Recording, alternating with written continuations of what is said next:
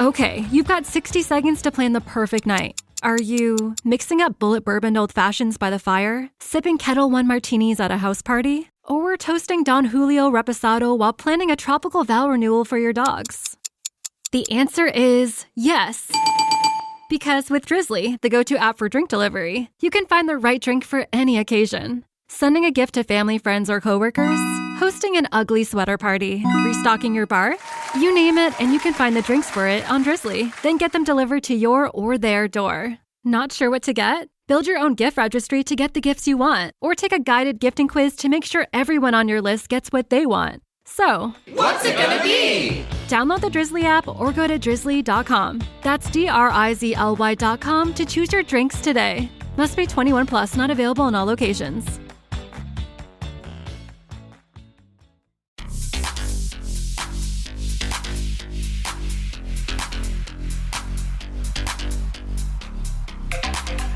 Hello, and welcome to BB on Blast, Big Brother.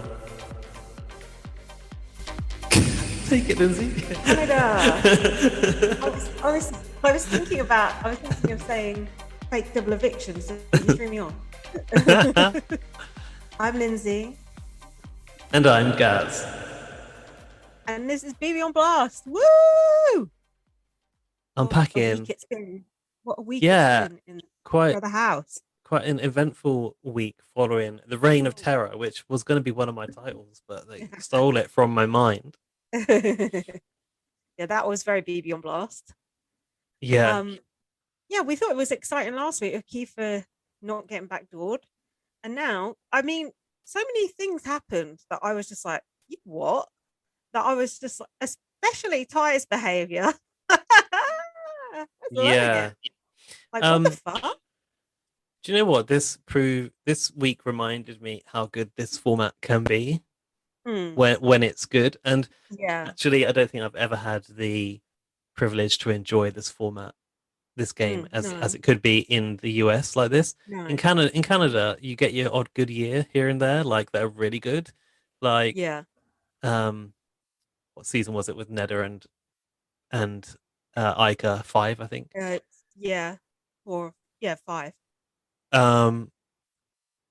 Where like the game is really, really exciting, and those swift move, the swift move of get her out when Neda went, like that was just so delicious. And I don't think I've had like game this gripping and this enjoyable since then. I don't think. Can you think of one? No. Well, it weren't the Pretty Boys, was it? Or the one with Kira and the failed blood veto, like, you know. Oh yeah, that was. Hold on. Is that the same season? Who the fuck is Kira? Non-binary person. Auntie Kira, yeah. Oh, that was with the Pretty Boys, yeah. Oh God. So yeah, it's been a wild week. I've got some inside info for you. Not very much. 3 things. Okay. And one thing you already know. Wendy's is opening in Croydon. That is not very. I'm not sure how that relates to the game, but no, I am really excited. I'm really excited for this. So actually, it's this Wendy's branch. Little did I know that Wendy's used to be in the UK before. I never encountered a Wendy's where I've lived. Have you? I remember Wimpy's, but not Wendy's. Wimpy's still going, and I think, I fear for Wimpy when Wendy's comes in. Oh God, yeah. Whoever goes to Wimpy over here, though? Oh, it looks weird. I think it's for the old people. It's like the dawn of fast food in the UK, but they also do like a fried breakfast. Anyway, Wendy's coming over is quite exciting for me. Actually, I'd never thought I'd be so excited about a fast food restaurant. So it goes to show product placement does work. Although Jack was saying Alfie said Wendy's was nice, but Jack said to me when he was in America, they went past Wendy's and there was loads of truckers in there and it looked a bit unsavory. So who knows? So maybe the Canadian Wendy's is a different kettle of fish. Maybe. But yeah, apparently they had branches as early as as recently as 2009 was when they left the UK. I think so. I've never seen that. It's the start of a re-entry into the UK market, and it happens to be down the road from us. Also, do you know what Dan realised this week, which I've not realised? Somehow skip the dishes. No. skip the dishes. Dishes is actually Just Eat over here. Is Have you it? noticed that? How did he realise that? No. He just was like, "Oh, it's Just Eat, isn't it?" And I went, "Well, yeah, it's like their Deliveroo equivalent." And then I looked up I searched for the Just Eat app on my phone, and it's the same logo. It's the same house Hmm. with the knife and fork in it, in orange. Is it? Yeah. So Really? why they didn't call it Just Eat in Canada and called it Skip the Dishes, I don't Yeah. Skip the dishes is a terrible name. know. um, but when Wendy's opens, I think we should do a video. Definitely. Order everything on the menu. Yeah. Don't they do that thing in Canada where they like dip their chips in their chocolate Oh, milkshake? I was just gonna say I draw the line. I draw the line. The The line in line the in the mustard. sand. I'm not doing that. Right. So, I've got a microaggression from Beth. Microaggression of the week. She compared Jed's hair texture to pubes. Think about that. Oh dear. What do I think Not about great, that? is it? Faux Yeah. pas. I think that's a That's quite, stupid thing that's quite a polite way of putting it. I also think it's Worse than that. very silly thing to say because pubes aren't really that curly. No. Girly? Curly. That's not what she said. Oh, Girly. I got lost in translation. Pubes aren't really that. A lot of girls don't have them. What she was saying was God. he looks like he's got a landing strip. Did you see that video? No, I think Alfie just sent it to me where Beth was saying to Jed, "I've got a friend who would be perfect for you. I'm going to set you to it when we leave the house." I think that was in the show, wasn't it, as well? Or did I just see that on Twitter? Oh, I'm not Maybe it sure. wasn't. Maybe it it's was only no, online.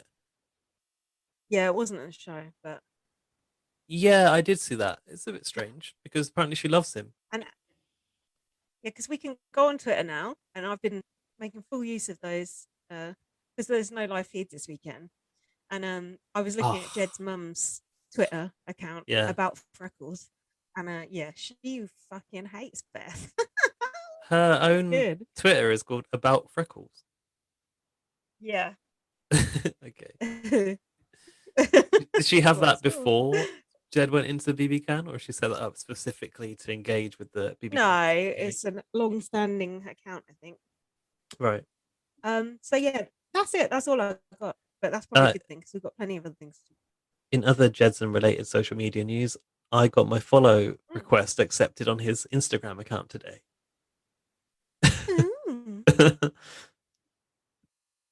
That was probably from his mum about freckles.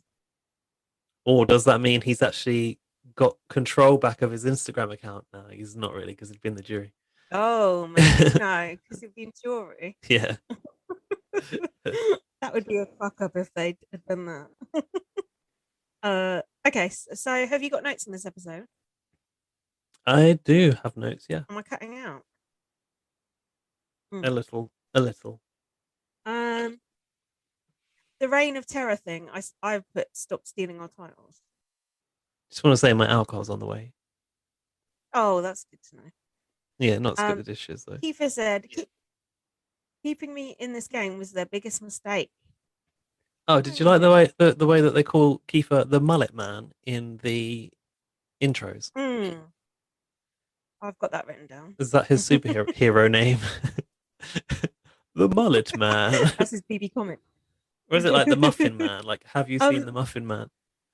In the intro, there was also the intro guy saying, "How many sunsetters can fit under a bus?" I've got that written down, and I thought, "What the hell is that?" And just glossed over it. Apparently, reminds me of those comps just where one. they see how many housemates. Yeah. It reminds you of what? Oh. Like comps in Big Brother when they see how many people can fit in a car. Oh, like when we had that celebrity Big Brother. That's BBUK.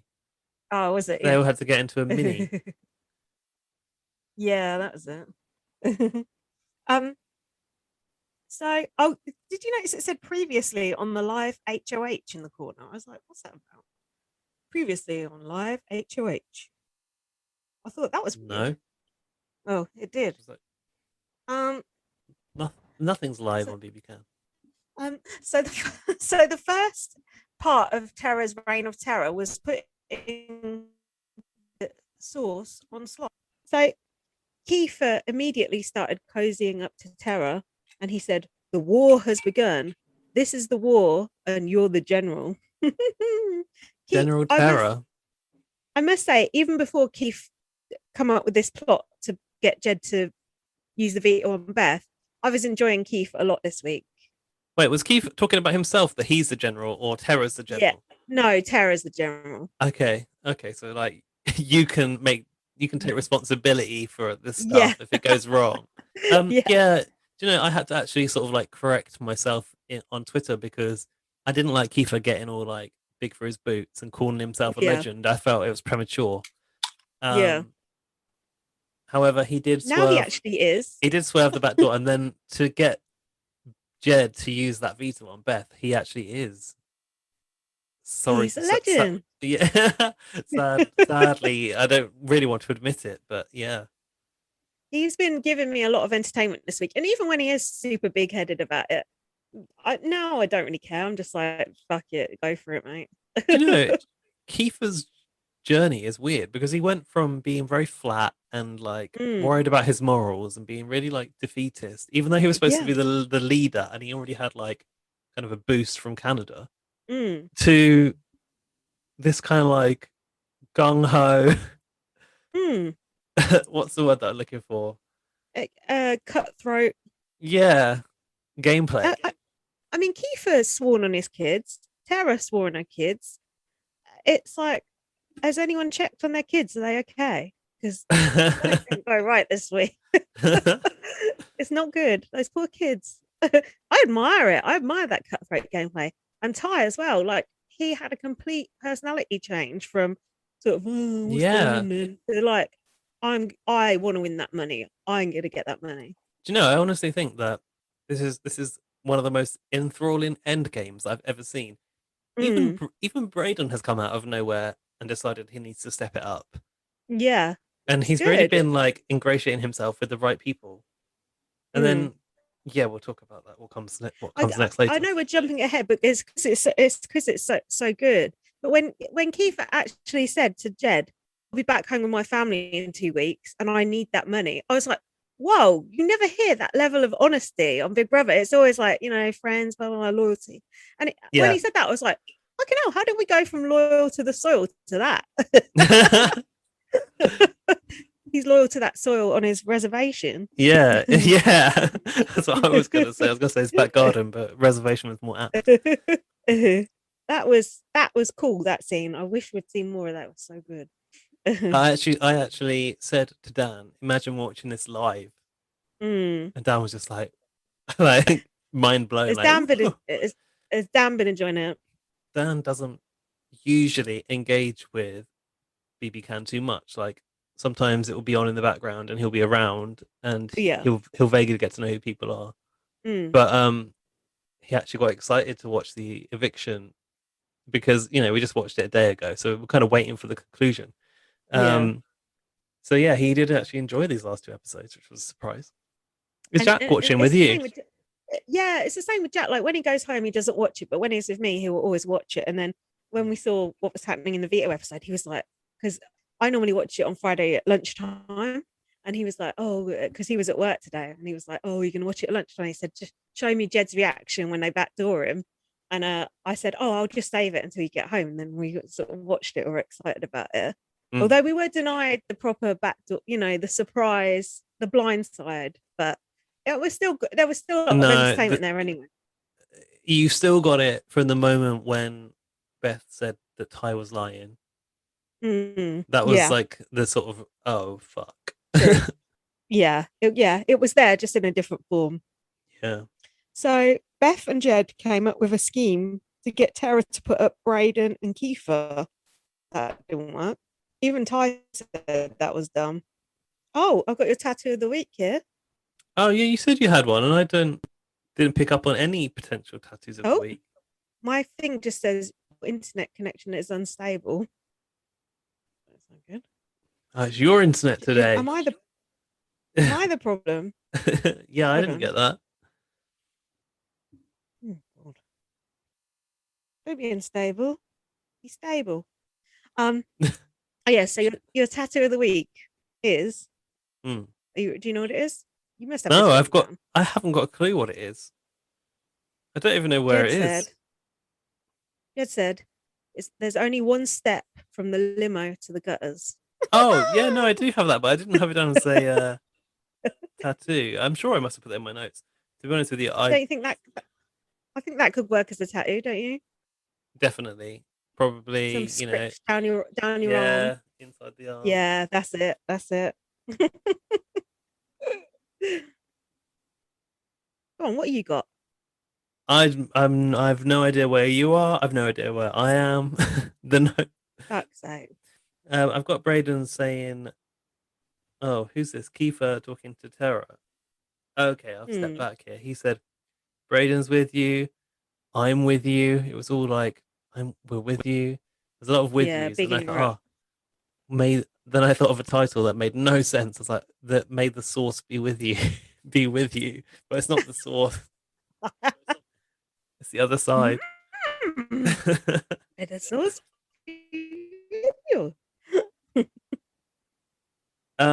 Did you tell me? Did you cover that Tara put Beth, Ty, and Jed on slop? Yeah, I covered that like 10 minutes ago. Sorry. I said that was the first part of her reign of terror. Okay, yeah, that was a bit of a power move, trying to like weaken them from Did stomach you know stomach up. none of them had ever been on top? I know. I'm glad. What's this? Beth said, "I know the sauce is going to make it through, but I don't think Keith is making it through." I thought, how's she so confident? So she was like, Keith is the one like out of the sauce that is like, wait, out of the sunsetters that is going to fall by the wayside. Little did she know, Keith was about to that was not self destruct, but dismantle from the inside. no, self destruct was a correct terminology. Yeah, I think that was wishful thinking on Beth's part there, don't you? Yeah. Oh yeah, okay. Now I know where I'm at. I don't know about you, but it was when the Sunsetters were in the kitchen and they were like facing the fact they had to cook their slop because there's many slop cookies and all that stuff. And I think this is where Tara was sat in the corner and was listening to what they were saying. Beth said about Tara that she floated her way here, and it's brutal. Why do people keep having conversations in that kitchen area where everyone can hear them? You know why? Because Big Brother has put up like just enough wall to make you feel like it's private, but actually it's not. So the comic book panels that are like separating the kitchen and the stairs just look like a wall, but there's so much vacant space there. Everything just travels. Yes, that's a genius move on Big Brother's part there. It is. Well done. So Beth was laughing at Tara making her resume move and then being evicted at Final Five. Well, it turns out that actually well, yet to be seen. And Tara basically was like, in the diary room, she said, "I don't know if they know that I can hear them or if they just don't care that I can hear them." Did Tara actually step forward and say, what the fuck? She didn't, did she? She just kind of quietly took it in and then went to the diary room and was like, you may be laughing now, but I will be the one that has the last laugh. On the other side of your face. When you two are on the block. I noticed at this point that Braden had a haircut, and I was wondering from whom. Yeah, well, we saw this when he nominated the week before the haircut. Oh. They've been managing their hairlines. I think Ty, Jed, between them are doing other people's hair. Oh yeah. I almost guarantee it that Ty and Jed are responsible for one of them is responsible for Braden's cut. Oh yeah, because we saw them doing each other's hair, didn't we, a while back? Yeah. Do you know, I just did a little recap. Where are we in the game at this point? What? Tara's just won the HOH, but there's no nominations yet, right? Yeah, exactly. Why are they bitching about Tara when she's the HOH? Isn't that a stupid thing to do? That's why I had to recap and be like, what is going on here? Because they're so used to being in power and being in control that they don't know how to sort of switch gears and eat shit. Did you mean slop? That's what Kiefer's good at. Kiefer's good at running around, and they haven't learned that skill yet, but maybe now they finally will. So, who was taking the piss at the Sunsetters? Oh, the oddballs or whatever they are now. And Keith said, "How dare you? I'm still a Sunsetter." Lol. Ty said he needs to target the couple. Have you noticed when Ty is in the diary room, he looks like he's being held at gunpoint and reading off a card? I could literally see his eyes going like this. Insert name Very here. unnatural behavior. Yeah, it's like, he's like, oh, I think I should go after Jed and Beth this week because I can't win against them. Am I done? Let me out. Yeah, no, I do. Yeah, I do have a sense of that. Actually, now you say it. And the other thing is, he has a very particular talking game voice when he's trying not to be heard, and it's almost like he doesn't want to project his voice, so it's coming out of his throat. He's just like, I guess we need to vote out Jed this week, and it's just like, what happened to you? What happened to you? Take that sock out of your mouth. So then, there was a chess analogy thing where Ty said, "I'm the bishop." I don't know what that was. Oh yeah, he did do that. Obviously, a fan of what was that show on Netflix? The Queen's Gambit. Oh, Beth was going to say they're backdooring Ty. Don't know what that is. Beth said Tara swore on her kids she wouldn't put Beth up. Kiefer said, I've caught wind of some of the bizarre schemes she's cooking up. Oh, this was it. Beth was saying to Kiefer about, oh, here's what we should do to try and make sure all of us stay. And then Kiefer went straight back to Tara and went, here are the bizarre schemes they're cooking up. I was like, Kiefer's such a good rat. But do you know what he did? He said to Beth, I'm going to go try get into her head. So it looked like when he was going to the HOH room, he was literally going to work on Tara. And he made that clear to Beth. Then he went and blew her game up. Oh yeah, and then Beth was trying to get Brayden to go up as a pawn.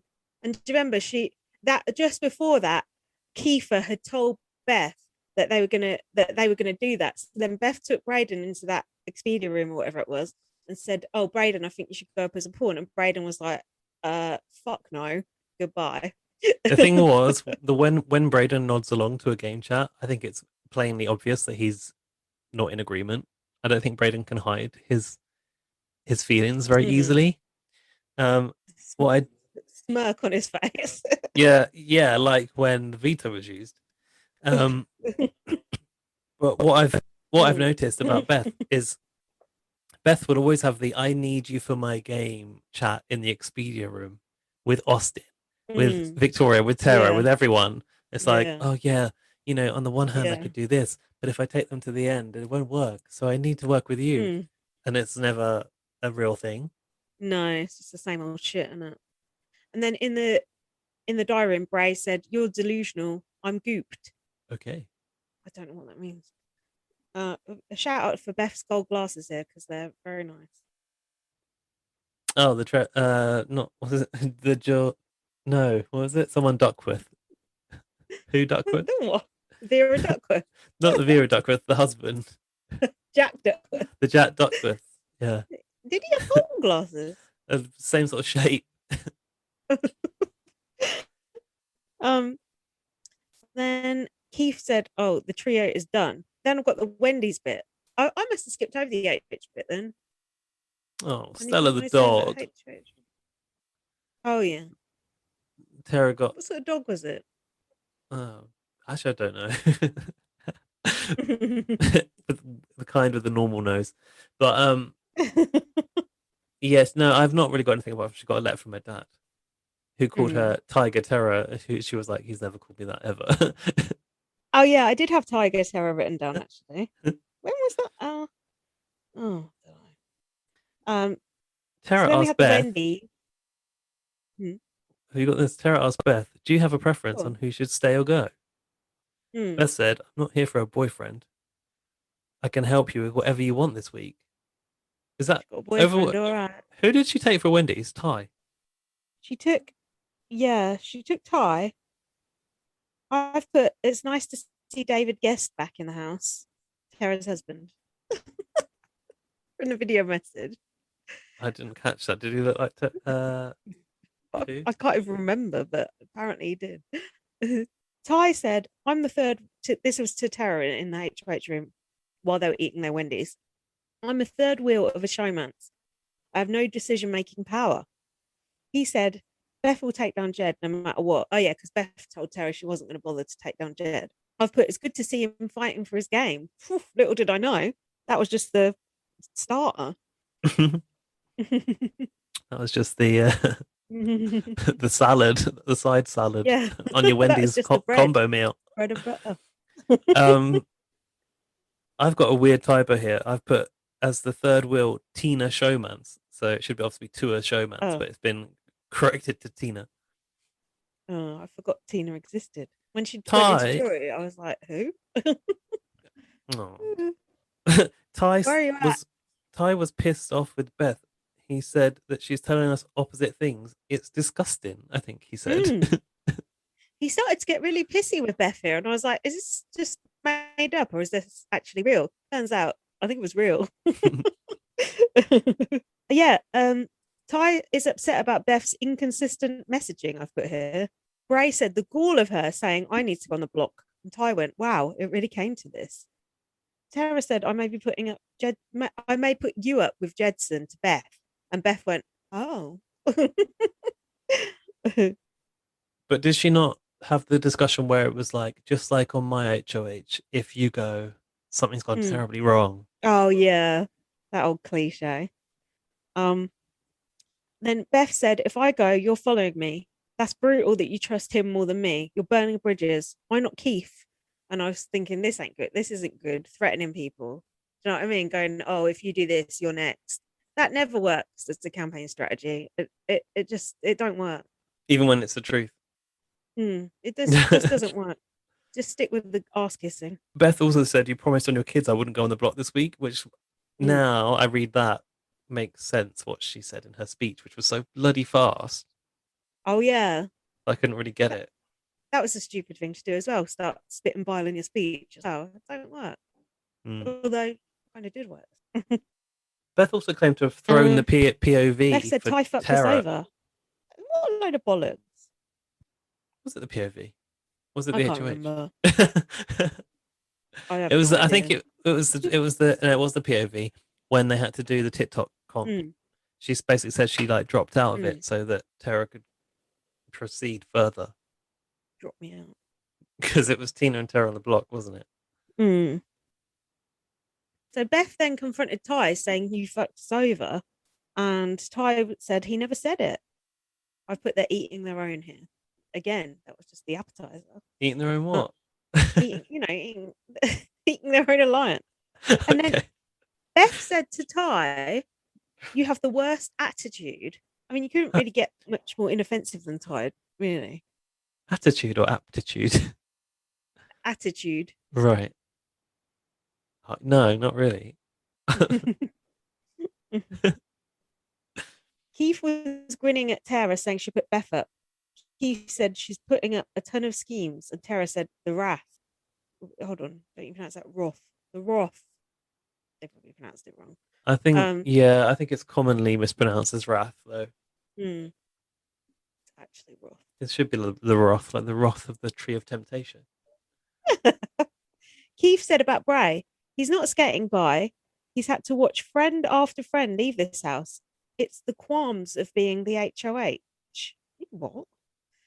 The qualms. Makes no sense. The qualms of being the HOH. Braden isn't skating by, and he's had to watch all of his friends leave the house. Is that what he actually said? Yeah, but he's not the Poor Braden.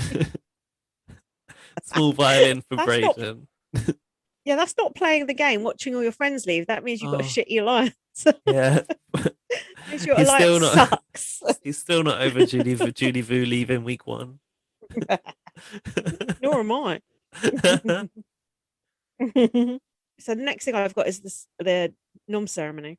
Can I just say what I wrote? Because I don't know if it makes sense or not. Yeah, But that's why I've just said that. So you can fill in the bits before that. Beth thinks that she's convinced Tara to put up Brayden, and the sunsetters seemed to panic. Mm. And Tara was faltering after her conversation with Beth. And Oh, that comment about Brayden floating, I think that's what someone said to her, that Brayden was floating his way, got to Tara, it seemed to me. hmm What was the plan that Tara was going to do with Brayden? I can't remember now. I'm too drunk already. no, I think it was that Beth was trying to get Tara to put Brayden up, wasn't she? And then Tara was like, "No, I'm going to put you in Jeddah." Yeah, there was a lot of trying to like the sort of battle for control Control. was interesting. Yeah, Mm. Mm. let's do the noms because I don't think I've got anything intelligent to add to this discussion. It's neither of us actually watched this episode. We're both just like, then this happened. Like, no I literally have no recollection of it whatsoever. Like, what happened? And hopefully the veto will remember a bit more of. You can direct all complaints You just to sped up then, you laughed really quickly. Like... You can direct all complaints to rob@rhaap.com. So I've written a note about Tara's beanie and animal print leggings here. Not good. I like Tara's style. Jedson. Oh, okay. I think she looks Tara like nominated Jedson and Beth. I'm not done on the subject of Tara's style, actually.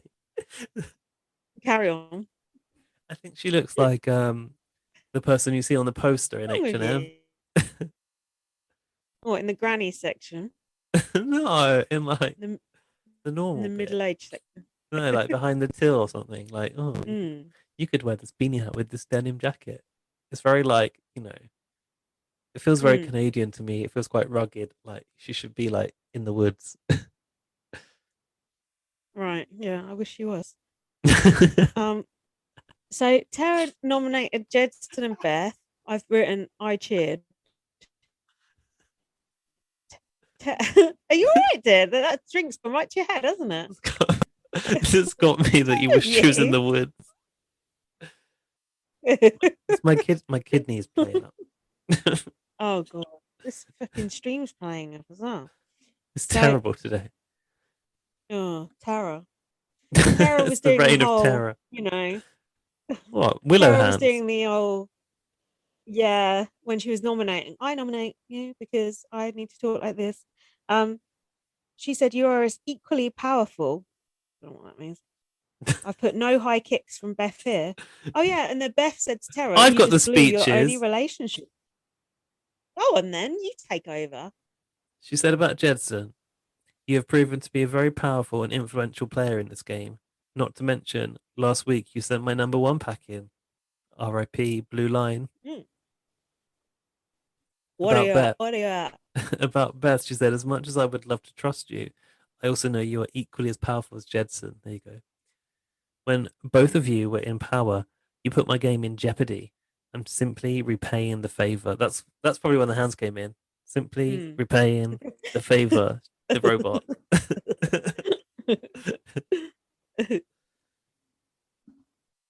Yeah, and then Beth said you just blew up your only relationship to her. Also in the diary room, Jedson said, you can't play next week. Your 15 minutes of fame are over. No, because she goes to the jury house. So she's got at least, a decent 18 minutes left. That's true. Also, he can't really talk. No. Little did he know. I was living for Kiefer this episode. Living for the Kiefer. What are we going to do about this connection issue? Do you want to pause while we consider what we're going to do? Yeah, okay. Right, we're back with a new lease of disaster. A new lease of disaster. Quality. He's eating crisps, and I've restarted my internet, so fingers crossed it'll be a bit better. To be fair, that first episode, that went good coverage anyway, so it don't matter. We're going to ramp it up now. So You know, we did so well last week. It was such a fun episode last week. I know. Brought it down to this. Oh God, it's shit this week. But no, it's gonna get better. So Tara is feeling great. Something about my show, bae. I don't know what that is. Ty said, I'm starting to see Jed and Beth's true colours. I've put, it doesn't look like he means that. See, I was still doubting Ty's naysaying of the sauce. Why did you say that in the DR? Do you know? Yeah, in the DR, because I said he looked like true colours shining through. No, I've put as Ted got a gun to his head again because he was doing that. I think it's time to cut Jed and Beth. Well, there is like a cutout in the back of the diary room chair, so you don't never know. What do you think? Was Ty pushed? So that Beth is no longer planning to work with Jed. Okay. And they're having a block party. I'm on fire. Block party for you there. Beth said, oh, she was bragging about how she said to Tara, you lost your only ally. And they were like, oh, did you really say that? Oh, yeah. I whispered in her ear, like, no way. No way. You didn't do that. you cut out there. I'm sure it's going to look good. It's like a explosion. So then Beth said, everyone in the house will use the veto. Okay. Ty said, good job out there, mama, to Tara. Tara's in a good place with me. I don't believe this. The trust tree has been extended. Okay. Who's saying that about Tara? Ty. He said he was extending his trust tree to her. No, he did. He really did extend his trust tree. Like very, very quickly, it seemed. And I was like, oh, hello. Branches are everywhere. And he was like, I've had you since the start. And it's like another one of these, really, it came out of nowhere. What a bollocks. Another thing that came out of nowhere, which I suspect was a sneaky bit of sponsorship here, was Ty taking time out to clean the toilet. Sponsored by what? Face masks? Sunlight. Oh. He had like a bin bag as a tabard, didn't he? Oh yeah, he did have a face mask on, and he had a face mask on. How bad is that toilet? Perhaps he's just very, like a real clean germaphobe person. Maybe. I just thought that was weird. Oh yeah, I've said how bad is it? Ty was saying he was done with Beth in the DR. He was doing his fake smile, and he said, "I can't wait to send her home." Have you noticed Ty's fake smile? So, and he's like, "Oh no, why is my antivirus coming up?" Oh God, he gads. Tara said to Beth, "You're obviously cheesed." Tara was wearing yellow, and she was blending in the Expedia room. I noticed that, like a chameleon. Beth. Then, when Tara left the room, Beth said, "I can't stand her." Oh yeah, because before when that was when Beth was talking to Ty, and then when Beth left the room, Ty went, "I can't wait to send her home." So when she walked out the room, and I was like, "Oh, well, you wouldn't really say that just for effect, would you? That's like some soap opera shit, isn't it?" That's like, yeah, like when you get on the bus and the driver's a dickhead, and you like mutter to yourself, "Asshole." Can't as you get off. Only as you get off though, so you don't get thrown off. I've put, has Ty flipped? Yes. Oh, Jack had a comment here. They're always trying to fog you something on this show. Why is there even an Expedia room? Well, you got to pay the bills somehow. Yeah, they're on a tight budget. Got to pay the bill. Keith said, "If any of us win, it's called poetic justice." Oh, this fucking veto, guys. We need to talk about this veto competition. Was it the IKEA veto? It was the suitcases. Sorry, the Expedia one. Similar colours. Come on, I want to hear your thoughts on this. I liked it. It was really good. Are you mad? I loved it. What did you love about it? I liked the sort of like, oh, it's a suitcase. Your suitcases aren't the same colour. It's got a green ribbon and a sticker on the front. It was good. It's like a sort of real life puzzle. Like, oh, which one is it? Oh my God. And my favourite bit was the small car, but I wish they had to like get in it and drive it. I thought it was absolutely diabolical. I thought it was one of the worst veto comps I've ever seen. It was. I don't want to watch people finding their suitcase on the baggage thing, especially when we can't even go on holiday. It's like just rubbing it in.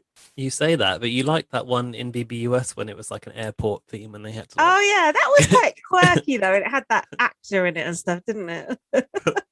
They can afford actors in BBUS. They can't afford that in BB Big Brother's grandma. And then the bit with the putting the map, doing the map thing at the end and everything. Well, like, I know like sometimes the sponsorship element seems like labored, but I thought yeah, if you're gonna do it, like having them recreate a map which sits on the wall of the Expedia room, which they look at all day, every day, is quite a good way. It's quite a creative way to do it. I mean, you should know where different towns and cities are in Canada if you live in Canada, for starters. Okay, we'll get you to label a map of the UK later and see if you can position everywhere. I could do that. I guarantee you I could do that. And also, if you've been in there, like you say, you've got enough time to look at it, so you should have been learning that stuff, shouldn't you? Yeah, but it was really only, well, not only Jedson, but Jedson and Ty who were able to do that. I didn't think Ty was going to do it, and then Kiefer definitely didn't know. Kiefer, there were so many variables in like putting the city names in the wrong places. He could have been there for hours trying to sort that out. I know, another multi-stage competition. Also, what did you think of this element of the F&F hosting? Oh, yeah, I wasn't sure about that actually. I forgot about that. Jack said there is so much outside contact in this fucking Big Brother Canada. They get letters from home, they get fucking Wendy's thing, they get, what is that? There's too much. Like, they're supposed to be missing it. There's friends and family. It's supposed to be in a bubble. It's not on. They get a letter. Yeah, they get a letter if they're the HOH. They get a video when they go and collect the Wendy's at their HOH. That's double contact. They got the TikTok screen for the old housemates to pop up. And now this. Yeah. Too much. However, I thought that considering the fact that they are just members of the public, they did quite well. Like, they only really featured Jedson's brother to like a long, gave him like good coverage. Sorry. But he was not too bad at it. No, he was fine. But then he was a bit like rigid. He was a bit rigid, but they showed so much of Jed, and then it's like the next person's like, fucking hell, how many hours do I have to watch this for? I've already seen someone trying to get a suitcase. It's just like, it was just too long, the whole thing. It wasn't good. It was no Otev, that's for sure. Speaking of Otev, where the fuck is Marsha? Not that not that she's the same as Otev. Wouldn't dream to compare them. Well, she's an anthropomorphic creature like Otev. Yeah. Oh, yeah. That was a long word for this late in the evening. I was thinking about Marsha as I was walking back from swimming earlier, thinking, where is she? Do you know what I think? Do you know what I think she's going to do? I don't know if I said this before, but I reckon they're going to let her like host the black tie dinner where they like do the funny memories and stuff. I think that's the only way I can see them fitting Marsha in now. You want to hear my take on it? Go on. No Marsha. Honestly. You take that back. No, like you said, I think we would have seen her by now. Weird. Did you see those clips I retweeted of Victoria going around like screaming out for Marsha? Oh yeah. And she was stroking that print on the wall of like a yak or something. It wasn't a yak, it was a stag. No, like a deer, so it wasn't. Yeah. What is Marsha again? A moose. Fucking hell. So Kiefer was saying that he would send Jed packing, and I put, but would he? The answer to that was yes. And then they showed Jed and Ty's time at the bottom, and I was like, oh, I don't want to know. I'd rather know at the end. Do you know what? Then I was thinking Ty ain't going to do it. Where I watch Big Brother, which is videobrother.net. Shout out for putting Big Brother on the internet for me. Yeah, appreciate. The fucking thumbnail was the moment where it was the two times on the screen. So Ty and Jed, which were the only ones they put on the screen. I take back the appreciation. That is bollocks. Did it have to be of all the possible stills in the whole show? That one. My most hated thing is spoilerizing thumbnails. They do it. I watch Coronation Street. The thumbnail is like someone like with a gun to their head, or someone, like, for example, someone who was kidnapped and like hidden in a basement for like months on end. The thumbnail was him like in the woods. It's like, what are you doing here? I wish I could turn them off, but they don't let you. It's like the bane of my life. So then Jed was still wanting to try and get Brayden up. Keith was pretending to still be with Jed. Jed said, if Ty or Beth go, you're my only duo, to Keith. Oh, thanks. If Ty and Beth go, so if two other people go, you're my only duo. Great. Perfect. Thanks for your crumbs. Keith was ratting out what Jed said and saying, put Ty up. Keith said, you got to get one of the big three out. Ooh, the big three. Someone said, Ty said, I think I need some meat in my body. Wow. Yes, Here, Brayden's available. Go on, you got anything to chip in? Just that after the Expedia comp, Ty was like, I thought I won, and that was when I realized that he's like parted ways with the Sunsetters. Because previously, like, a win for Jedson was a win. Wait, who won this comp? What? Jedson. Yeah, previously a win for Jedson was a win for Ty, but he was really annoyed to like not win. But don't you know that Jed used that veto to save the three of them? I used the veto to save the three of us. No, he didn't. He said that like 3 or 4 times later on in the week. It's like, how did Jed using the veto on Beth help Ty? It didn't. I suppose it keeps their. Well, I don't actually know.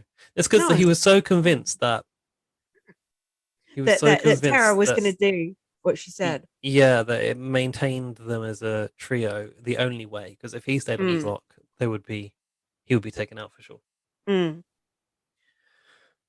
So keep it. Oh no! This is where we cut to. There was the flashback to Kiefer at 4:26 a.m. coming up with the master plan, cooking up schemes at 4 a.m. Nice. I like it. Where he said we have to convince him to use the veto on Beth to put up Brayden, but we flip on Jed. We have to use his ego to make him beat himself. Yeah, that's quite meta. I like that. And Tara said, if I put Brayden up next to you, he'll go. Or if I put Brayden up next to Jed, Jed will stay. Oh, hold on. Who's she saying that to? Beth, I think. Yeah, Tara gave the idea to Beth, and Beth was like, to be fair, even if Beth did smell a rat, it's still in her best interest for Jed to use the veto on her. So I'm not sure if Beth did realise, but Beth is quite a self-serving character, isn't she? So she kind of went along with it, and Bob's your uncle. Yeah, I think. Do you think Beth knew? Do you think Beth suspected early on or not? No, I don't actually. No, I don't early on, but I think later in the week she obviously twigged. Once Ty started to get shifty. Yeah. Why I've also written in here where it's the bit where Tara was pitching to Beth to use the veto on Jed. I put as if she would believe that Brayden would go sitting next to Jed. I know. Like, how did she believe that? I don't because understand. The votes were Ty and Kiefer. So if Ty and Kiefer stayed loyal to Jed, then Brayden would go. Oh, yeah, good point. So there's not many votes at this point, is there? Well, no, it was 2, wasn't it? That was all was needed. So when Tara pitched that to Beth, Beth was like, oh, I don't really want to even say that to Jed because it don't quite feel right. God, we went a long way, didn't we, over the next few days? You've been evicted 3-0. Things really escalated from here.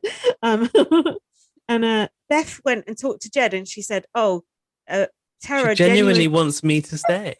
What? Go on. Jack said at this point, he's not that stupid, is he? Well. They were really bought into it. Mm, There's a scene next to the hot tub with Jed, mm, mm, and Beth said, "Tara asked me to ask you." It was like schools. mm. It was like school kids. Will you go out with Tara me? asked, yeah, Tara asked me to ask you to use the Mm. veto on me, Mhm. and she will genuinely put Braden up because you don't have the votes to go. And Jed went, hmm. Hmm. Tara said, I'll give you my word, I'll put bread in it. Jed said Ty would keep Beth. And Tara said he told me he wouldn't. And then Jed said, this would be an alpha move. This would be fire. He also said it would be a goat move. Do you know what that means? Well, a goat move is someone you drag to the end. So I don't get that. I don't know if you've misinterpreted goat all along because I thought that was what it was too, and I've learned it from you. Goat actually Yeah. means greatest of all time. Oh, hold on. No, I've not misinterpreted it. People are using it in two different ways. So yeah, a goat is someone who dragged to the end, normally in Big Brother, but Jed, yeah, is using greatest of all time. I didn't know greatest of all time was a thing as a short I for have joke. actually I have actually heard that before, but that is confusing when you use that in the Big Brother setting because it has another meaning. Okay, Dan So, translated greatest of all time for me. so So I do you was think got lucky. Was lucky I was watching with him. Jed is the greatest of all time for using the veto on Beth? Who knows? It could turn around yet. If the honestly, well, we'll talk about this later. I won't Who go there. knows? What? That's one of the stupidest moves I've ever seen. It was even worse than what Jordan fucking Parhar did, and that is saying something. Can't you see Jed still winning if he gets back in? Maybe, but it's only by the grace of God that that twist happened. Otherwise, he'd be packing his bags and going off to jury.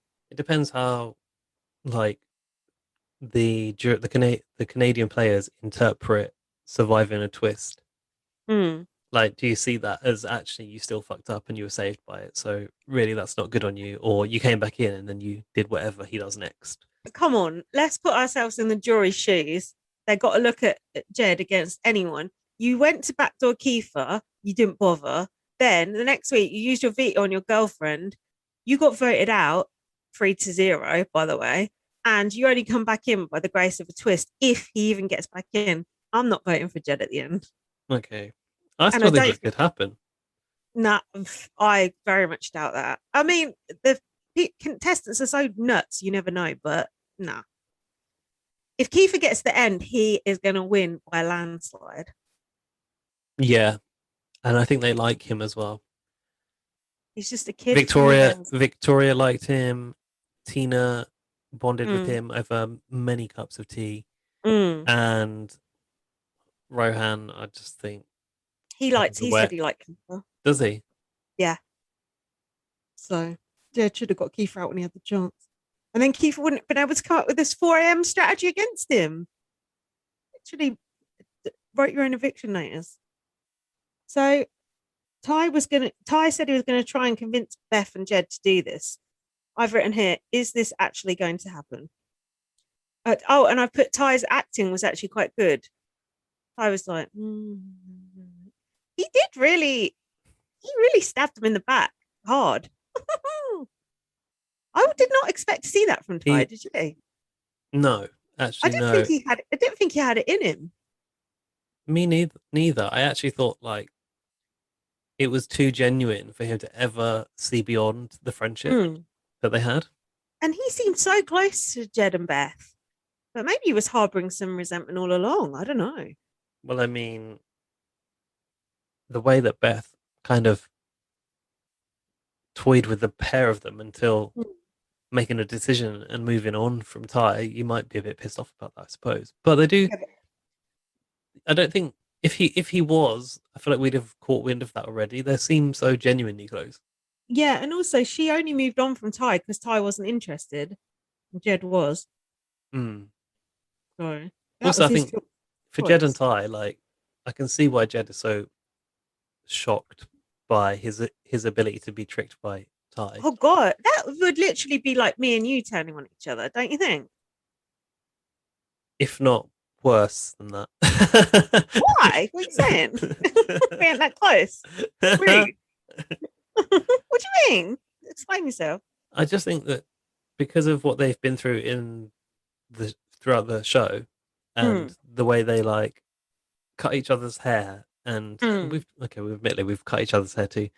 We've been through a lot on BB on Blast. Yeah, we have. Picked it up from the remnants of an old podcast. Ran it into the ground. Yeah, we've been through a lot of shit. Had to, cozy up to Arissa against our will. We've been through it all. I'm going to stab you in the back. Yeah, no, I couldn't cut you, or could I? Very, very devious behavior from Ty there, but I like it. So I've put, oh my God, Ty has fully turned. Keith said, in the diary room, Keith said, this is such a good plan. I wish I'd thought of it. Oh. It was good. It was good diary room, though. It was. Then Keith was in there talking to Jed and Beth and was saying, if you do this, it's your only glimmer of hope. And I thought he looked like he was laughing as he said it. In that conversation, I think Kiefer had already exited, and then Ty said that he would volunteer to go if he ends up on the block. Oh, come on. I think Ty was having a real genuine moral battle about what he was going to do here. I know, but when he was comfortable with it. Yeah, but when he finally did it, he really sort of doubled down and was just like, yeah, all in. It was good. It was good to see that. So rarely, like, how often do we see people take someone to the end ill-advised, who they're friends with? It's not good to do that. You need to cut those people. So Tara then said to Jed, "On my kids, Brayden goes up." Oh, actually, Brayden did go up. So is that the only thing? Brayden. Is there anything what? Was that the only thing she said then? Because on her kid. That's the only thing I've got there that she said. She said. I think she knew that because obviously Brayden had already sort of committed to it. That it wasn't a risk for Brayden at all. No, it's still brave of Brayden to do that. To kind of offer to be the pawn. I suppose so, but he didn't have much choice in a way. But Jedson's such a sort of. It's such a once in a game chance to take that shot. I think he would feel quite convinced. He was those conversations between Tara and Kiefer, and Brayden, and obviously Ty coming in. I don't think any of them ever had any doubt that it was going to happen amongst themselves. Well, I agree with that, and at that point I thought, shit, this is a lock. But at the start of the eviction episode, when Ty was going, "Oh, I don't think I can do it to him," I was buying into that as well. So nothing's guaranteed. No, because I think that was real. Yeah, he's a flip-flopper. So Jed said, "Sit on the block and stay."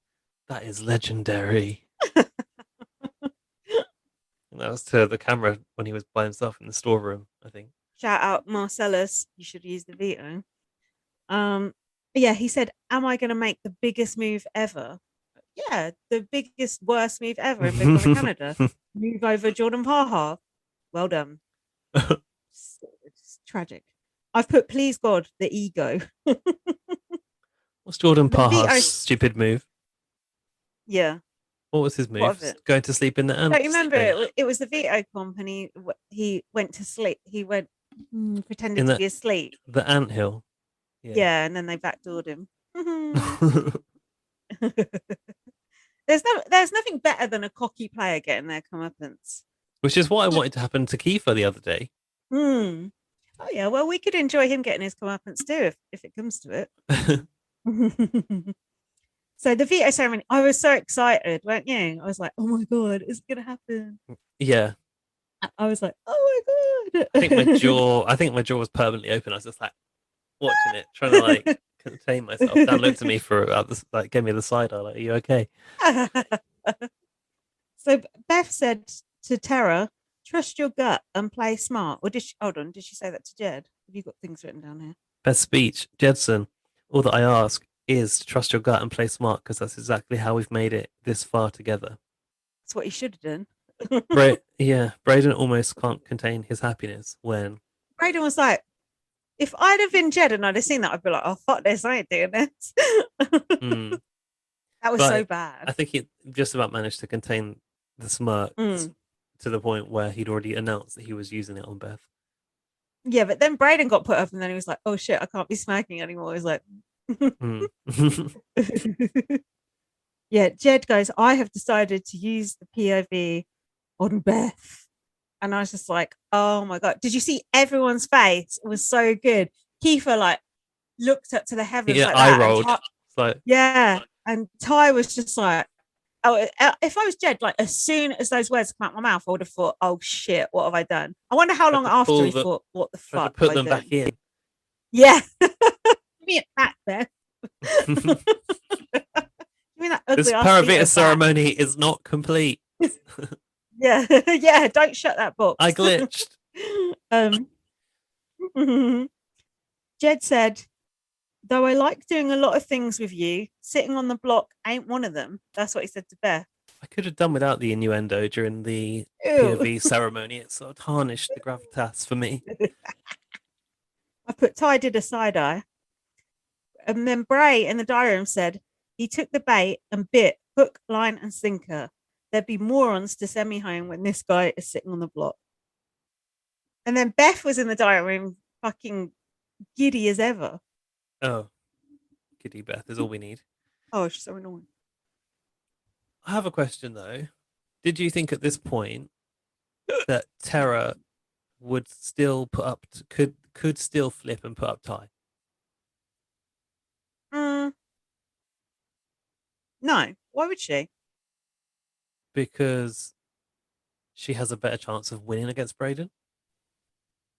What do you mean? She couldn't put up Ty at this point. No, did you think it was a possibility that she could go against her word of putting up Braden and still put up Ty? Oh, got you. No, I didn't think that for 1 minute. Okay. She seemed to have warmed to Ty. But then I still thought, you know, if you were really thinking about your game, it's better to take out one of Jedson or Ty. If you're looking, mind you, she says herself she's like happy with second place now, so maybe that's what she's going for. And she still took out. She still took out Jedson. And then she went. It's like that was definitely coming to her, but I still don't understand it. I don't understand what happened there either. And it also, we're jumping ahead, but it would have been so good to see Jed and Beth battling back, wouldn't it? I thought that, yeah. Oh, it would have been that would have just been a perfect ending. So we were denied. So then Arissa announced that it was the fake double eviction. And I was thinking, no, we don't want this. I was thinking this is not the right time for this. I was thinking this is going to ruin everything. I really want to see Jed go. And then I stopped for a second and thought, hold on. This is brilliant. Yeah, I thought, what am I thinking? I sound like Taryn. This is bollocks. This is Emma and Michelle Bass in the bedsit. This is fight night. This is Jed coming back in, knowing all his fucking allies have cut his throat and coming back, fucking gunning for them and about to fucking take some names and knock some heads together. So I was like, what was I thinking? This is going to be great. Honestly, probably not so much as this episode, but the next episode really had me thinking back to all the brilliant times when people have thought they were going but not been going, like Angela. Yeah. Like Angela going to the bunker, Sophie coming back out of the white room. Like she was like a shell of her former self. Like Ashleen going to the house next door. Just all of these things that are so good in Big Brother. And I just thought, you know what, Canada, you've taken the classic kind of secret room formula and you've made it your own. You've really nailed it. Oh, you've made every word your own. So we're on to the eviction. Do you want to have a break? Or... I'm happy to keep going. Are you? Yeah, I'm happy to keep going. The quality seems to have improved a bit. It has improved. I don't know about the commentary, but the quality has. Well, you know, we're doing our best. So the eviction. Oh, this was an interesting start, wasn't it? What, the long kind of like build up with the whole X Factor style lettering. Seeing in the gallery. Oh, the camera runs. Yeah, we never see inside the camera runs in Canada. Yeah, it was good. It reminded me when we went in the BBK camera runs. Yeah, I like that actually. Yeah, no, I did think that, but I, some reason didn't note it down. But yeah, I said to Dan, camera runs. I've never seen Hmm. Canada's camera runs. I was wondering, were they saying that Jed and whoever else got evicted was going to be looking at things through the Camerons, or No, did I imagine that? it was just teased in the fact that they were going to be led through the house, through the camera runs to get back Oh, in, which is where oh, they because went they went to the to the HOH. HH. Got Yeah. you. Okay. But they Um. did make it seem like Do you want to talk? they sort of like put the CGI door in randomly in the corridor, and I was like, "What is this all about?" Did they? Yeah, I I missed think it that. was a CGI door. Hmm. Any thoughts on Arissa's outfit? Marissa looked like a little doll. She reminded me of "It's a Small World" from Hmm. Disneyland, and it was very Dutch. I thought like Hmm. tulips, like it was cute. I liked it. It reminded me of another thing she wore another week, actually. A little wrap dress. Yeah, I think that the stylist has like switched up Arissa's style a bit this season. I think. Yeah, it's a bit more playful and sort of summery, I'd say. Yeah, It's not as sexy, I don't think. the first episode was though the Yeah, Phoenix dress. I think she'll bring it back for the towards the end. Finale, she'll be all Yeah. out. Oh yeah. Mm. Sex on legs. So the evicted, we found out the evictees would battle back. Or I didn't seem to know that earlier in the week, but now I knew. Um, did I you know tried to that? explain that to you last week, and you were like, "Oh." Do you know what? I'm so glad I didn't know because it would have ruined the whole Jed thing for me. So I was I quite pleased. literally told you it's a fake double eviction and a battle back last week, but you're obviously too drunk to process by then. How rude.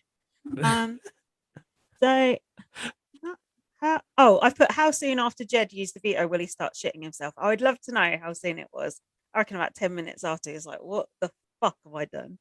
Um, Jed said in the diary room, this is exhilarating and the right move for my game. Bray in the diary room said one of the biggest targets in the house didn't use the veto on himself.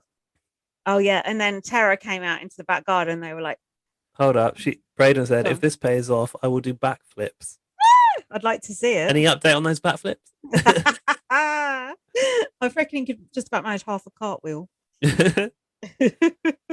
Tara said, I can't believe he went for it. And if they don't send him home, I will riot. I I predict like a that riot. turn of phrase. I will riot. Um, Ty in the diary room said it might be time to cut Jed. Mm. Might be time. I thought you were already deciding this last Yeah, episode. that's why I was like, oh, come on. Because I come into this episode thinking, oh, it's going to happen. And then, of course, as usual, they fucking flim flam me. And I was thinking, oh, fuck. Are they going to? Because I could see them backing out because they backed out of what they did with Kiefer. And they're a lot closer to Jed than they are Kiefer. So I was like, oh, I could easily see them deciding not to do it. Couldn't you? But I think Kiefer was burnt from last week, wasn't he? And he was on the warpath. Well, apparently that he says this later on. Yeah. Oh, yeah. What's this? Beth to Braden. He thinks it's his big move. It's not. Is that about Jed? Yeah, about Yeah. Jed using the veto. Yeah. Braden was telling Beth that if he stays, having used the veto on Beth, that he will win the show. Yeah. Oh, I.e., yeah. i.e., she needs to vote him out now. Yeah. He was I was, right. well, whatever I'm going to say. I was surprised to see Beth vote Jedson out. She didn't need to Yeah. do that. She didn't need to do that. I don't understand why that happened. No. That was, I've got the perfect title for Beth, but unfortunately she's not going. It would have been great. Lady McBeth. How about that? Oh, nice. Beth is actually quite ruthless. Like, that is quite fucked what she did. Like, she could have given him a pity vote. Yeah, I was really expecting her to. I admire it though. I think it's good TV. Jed must have been like, what the fuck? The girl that I'm in love with just voted me out. That is bad, but good for us. So Beth said, if I have this and Vic, it's huge, Braden. Huge. That was it. Ty said, I thought I was going up, and Keith said, we're a part of history. Jed said, we played our parts perfectly. And play your parts and play them well. And she said, she truly believes they hate Beth. Who said that? Jed said it. I don't know who that's about. Tara. I put they do, don't they? Oh, about Ty. He thought that he was saying Ty and Keith have convinced Tara that they hate Beth, but they do actually hate Beth. And Keith has actually hated Beth pretty much the whole game. And Beth said this would be Jed's big move, and Bray said, "Yeah, if he stays." Oh yeah, here's the resume thing. Resume. I was doing Alan Sugar. Jed said, "I can see Keith getting spooked." This is when Jed started to shit himself. Teaming up with Tara. Yeah. Ty said, "This move shows loyalty beyond words, and I'm not sure I can cut him." That was in the diary room. And I was like, "No, cut him." And then the interesting thing is, like, to now suddenly think, oh, Kiefer might go towards Tara. It's like you've only realized at this point that you might have pissed Kiefer off enough for him to actually think that he needs to look for other options, which he's actually been doing for weeks. Yeah. For it's ages. The ego. It's the ego of them. Jed said it would be heartbreaking to go out this way, playing on the heartstrings. He said, "Oh yeah, I literally put my life on the line to keep us together." And is this the same discussion where he said he would never live it down, or is that later? No, that was a little bit later. Ty goes, to me, it's not even a discussion. I've got you. Oh yeah, because Ty didn't want to have the discussion. Let's not talk about it. Yeah. I don't feel like lying to you at this point. I've written here, imagine Beth voting to evict Jed, haha, after you used the veto. Imagine no longer. That actually happened. What on earth was this poncho that Ty was wearing? It's one of the most I quite like that. Clothing. Oh my god. This is worse than when you said you like Tara, although I like Tara now. See? I told you she was on TV. What even was that? Just looked like a cozy little like blanket hoodie, no? Ugh. Gross. It's a different climate in Canada. Sometimes you've got to like wear a blanket with a hood. Fair enough. To be fair, I do have an item of clothing that's quite similar. Would you wear it out though, or is it something you wear in the house? It's something I wear normally when I'm off my end. But if you think about it, Ty is just in the house, so yeah, mine's got ears as well. Right. So Beth said, "What were you talking about?" I don't know who she's saying this to. Oh, to Ty. Oh, that was it. Beth came in to talk to Ty.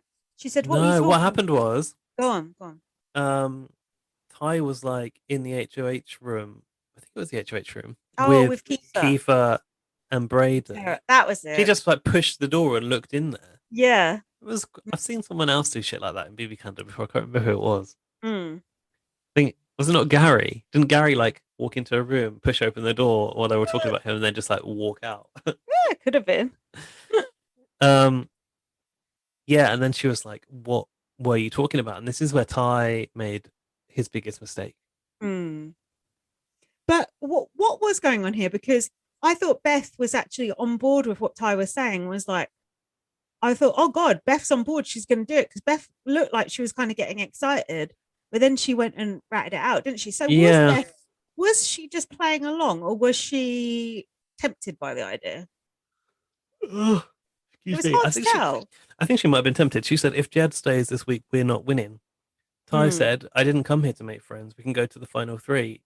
We can't. No, I didn't come here to make friends." She was kind of like being like, "We should go together," and he was like, "We can go to the final three if you want." But it was kind of a, if you want us to lose. yeah, which is a fair point. I didn't come here to make friends. The biggest cliche, reality TV. It's very The Apprentice more than well, I guess it's every show. Yeah. Beth said, "I came here to win 100K, but if we get rid of him, he'll look like the biggest idiot in the world." Well, and you'd let the guy that you've managed to forge a relationship with look like the biggest idiot in the world. That's going to go down well. He used the veto on you, and then you voted to evict him. That is fucking cold, man.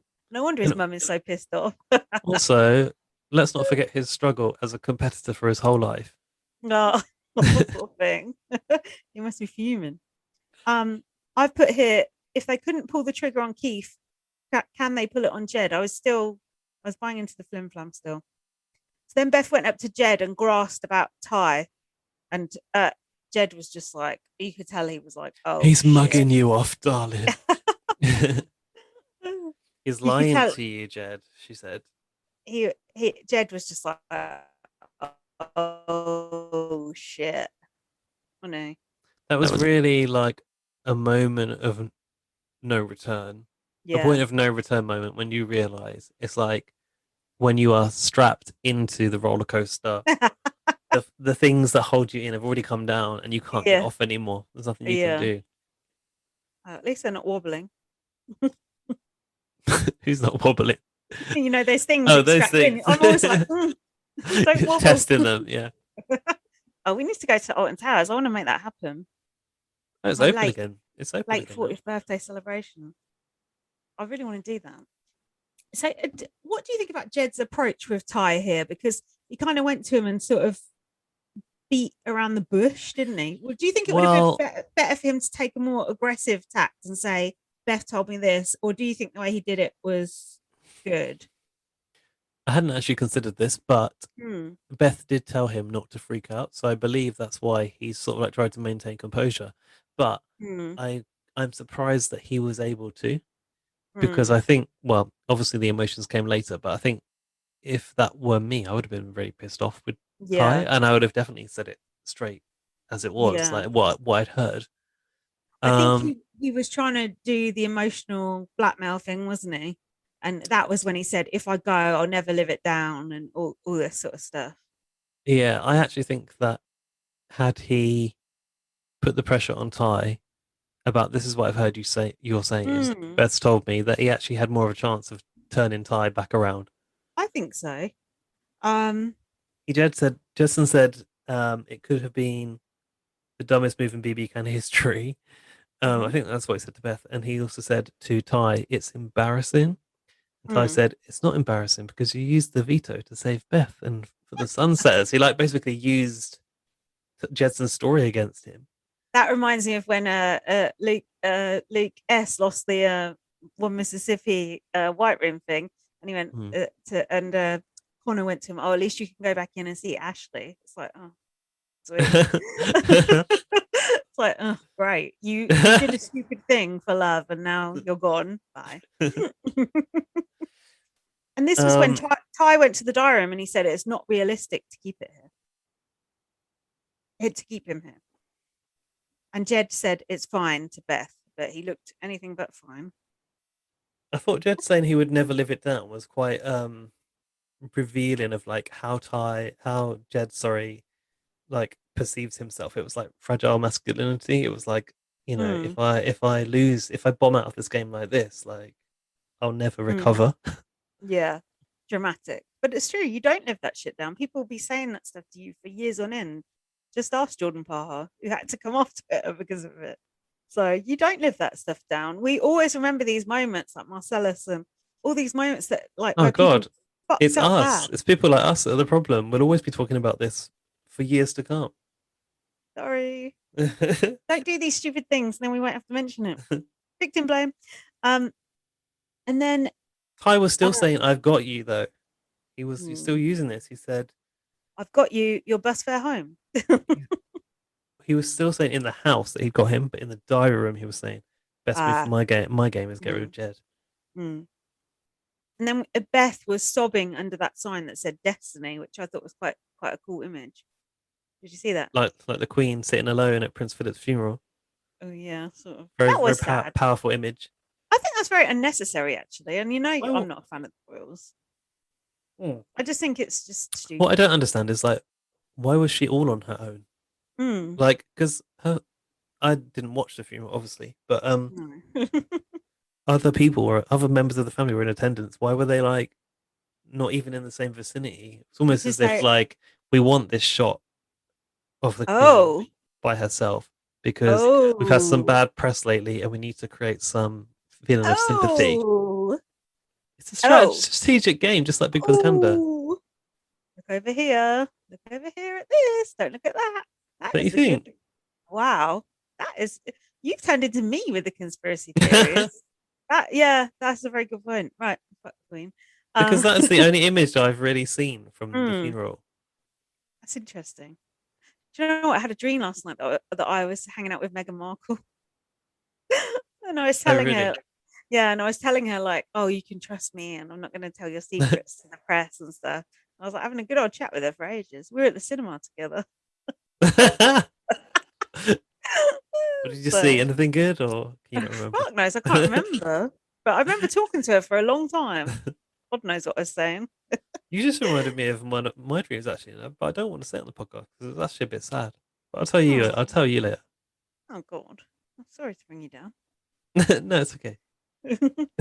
um, so then I was like, oh my God, I really want to see what's going to happen next. And because it was a double eviction, you're like, how are they going to fit everything in? It was like, I was like, oh, I need to see everything. And then they're like, How oh, are they going to fit everything? Oh, they're yeah. not. They're not Oh, going they're to fit it not. all Yeah. in. Typical Big Brother Canada. And then I they go, was oh, kind of really annoyed, actually.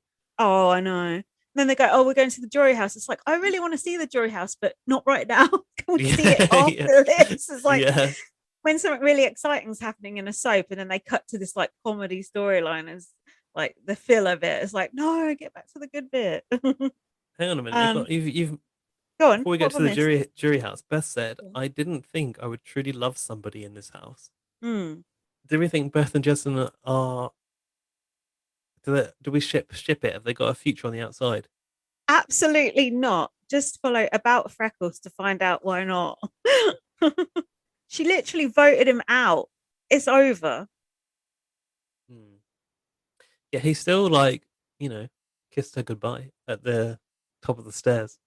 Well, if he comes back in, yeah, and About Freckles was like, she even couldn't let him have his final moment before he went out. But if he comes back in, I'm sure they'll team up together again. But I don't think you forget, like Kiefer said, you don't forget that shit. They had a really emotional scene together in the bedroom where Jason was saying he appreciated everything that Beth's done for him, which I'm not sure quite what he was referring to. Oh yeah, he was like, "You've kept me in this game," and blah blah blah. I wouldn't be here without you. Okay. They say. Jury House. Did you enjoy seeing Spicy V basically dominate the segment of the Jury House? Yeah, of course. Who else is going to dominate it? Ro or Tina? I think so. The Jury House looks kind of shitty compared to the US Jury House, doesn't it? And it looked cold. Is it the same Jury House where Neda used to go chop those logs, or is it a different one? I don't know. A bit more wooden on the inside. Oh yeah, Vic said, I don't like being in the wilderness. Yeah, they did a sort of scene where she like sprayed the bug spray and was swatting her own body. Didn't really look like the wilderness, but still. And then they had this scene shot in the kitchen and it said jury cam. What the fuck was that all about? Wasn't that when they were when Rohan was walking in? But who was filming that and why did it say jury cam? Were they filming it themselves or? No, it was the jury cam man. Why did we need to know that? Surely the jury man cam explicit. Man can. Surely we're watching jury. There's a camera there. There's a cameraman. Surely we know it's the jury cam. Why do we need that along the bottom of the screen? Makes it look like, a bit like Blair Witch. Like, oh, we're filming this ourselves in the woods. Can anyone hear us? Must have been it. I can't see any other reason. About Tina, Vic said she was kind of a floater. So join us. What? But Tina walking in, she goes, Tina was like to the camera, she's like, Tina was kind of a floater, so join us. Oh yeah, and she said we don't need these life vests because we ain't floaters. Citing Rachel Riley from BB Can 12 and 13 there. Just started BB 13. Good. What did you think about Rohan basically becoming Victoria's staff and like serving her drinks and making her breakfast? Making her dinner. Yeah, making her breakfast. Oh, it's got to be good for something. It might as well be this. They're cheap looking wine glasses in that jury house. Did you notice that? They got what? Cheap looking wine glasses in the jury house. They didn't look great. The ones you get from the supermarket if you're in a caravan. I'm going to upgrade my glassware selection once I move and get some posh glasses. Get rid of all. I'm going to replace everything in my house when I move. Oh wow. Go posh. Upmarket. Yeah. What does a posh wine glass look like? I want to get these Mexican ones, these like stained glass kind of ones. Of course, they're stained glass. They're quite expensive, but they're really nice. So I want to get at Mexican. Handmade. So then, yeah. So then Tina came in, and I forgot Tina even got evicted. They said they think Kiefer is playing the best. And Tina then was like, Vic "Oh, said, I'm so relaxed now walking into the jury house. Just going to sit yeah, back, put my feet up, and have a nice little Guinness there next to the fire." yeah, because you were really high octane in the Big Brother house, weren't you? Um, Vic said she thought Beth was playing the second best game, which I agree with. And Rose said about Beth, have you got this? Oh, about her being annoying? No, go on. She's uncomfortable to be around and annoying. And The same to watch her as well. Who was it? They were all like, "Yeah." Was that about that? Like even Tina was like laughing. Was it something they said about some shade they put on Jedson? I think. Can't remember. Tina said, "I'd love to see Jed walk through the door," and Rose said, "As if his head would fit through the door." Ah, that was it. Yeah. I think that was pretty much it. It's nice to see Tina getting involved with a bit of shade for the first time ever. Do something interesting. So then Arissa gave it the whole Emma Willis and Davina. Things are changing from minute to minute. You know, when they used to try and make you ring in, like say, "Oh, it's so close in the bottom, like you need to ring in to say your favorite." It was like that. It's like things are changing. I was like, no, I don't want things to change. I want things to be set in stone. Don't it freak you out when they say things like that? It's like, stop. Like it. It's more exciting. It's tense. Oh yeah, and then she said we're going to go to this tense scene in the house. This was one of the most interesting things I've seen on Big Brother Canada in a long while. Bristol was like, "Let's take a look," or something like that. Yeah, like, yeah. Let's take a look. You could tell that they'd had to cut it for time because it sort of was so short.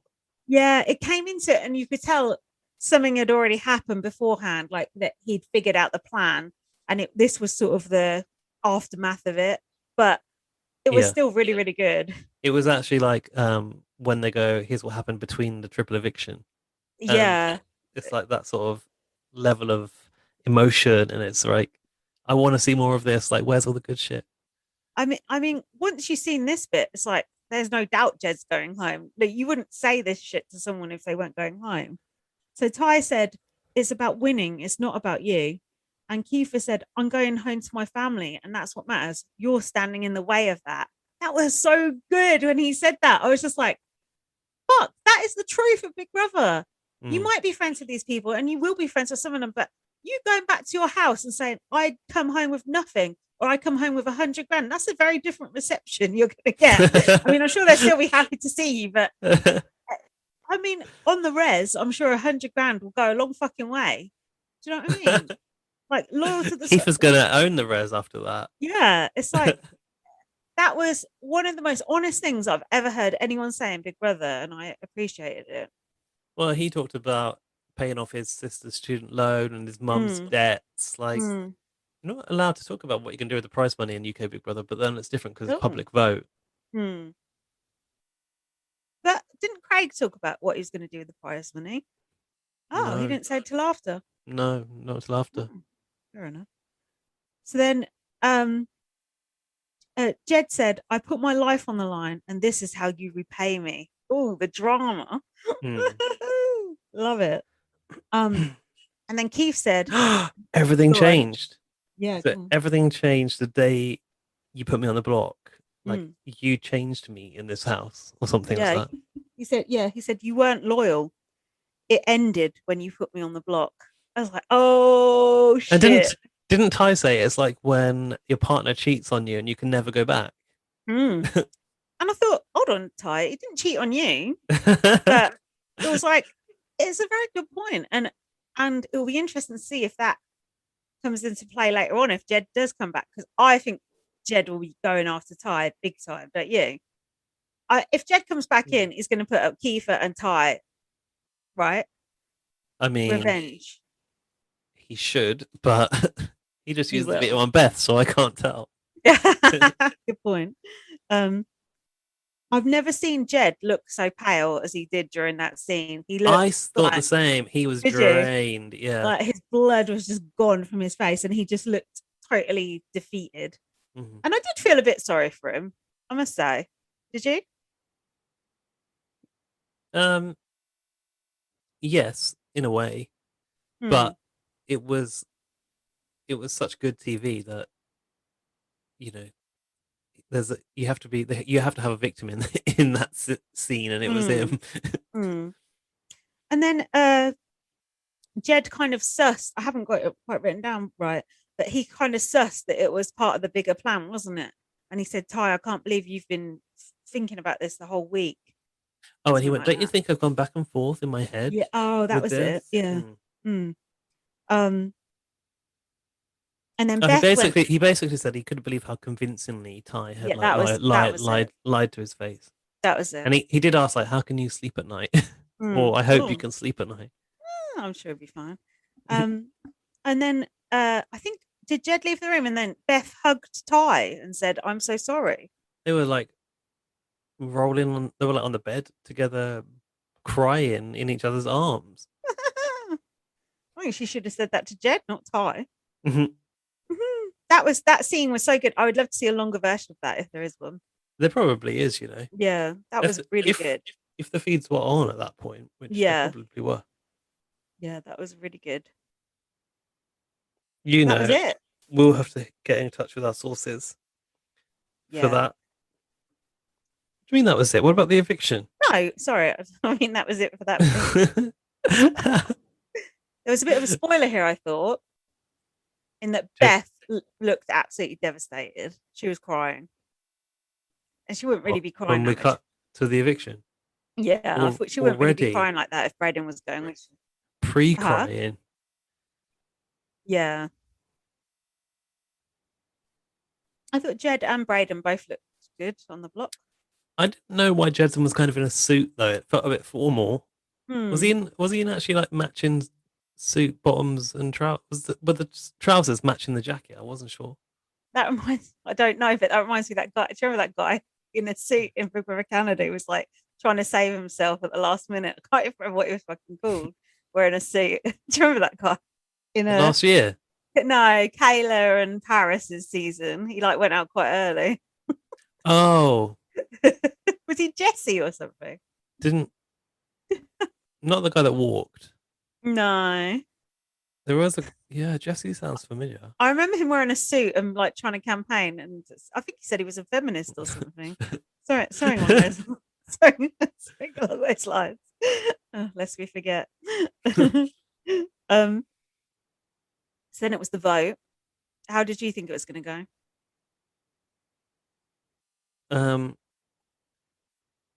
Hang on a minute. Braden said there are pivotal moments when an opportunity presents itself.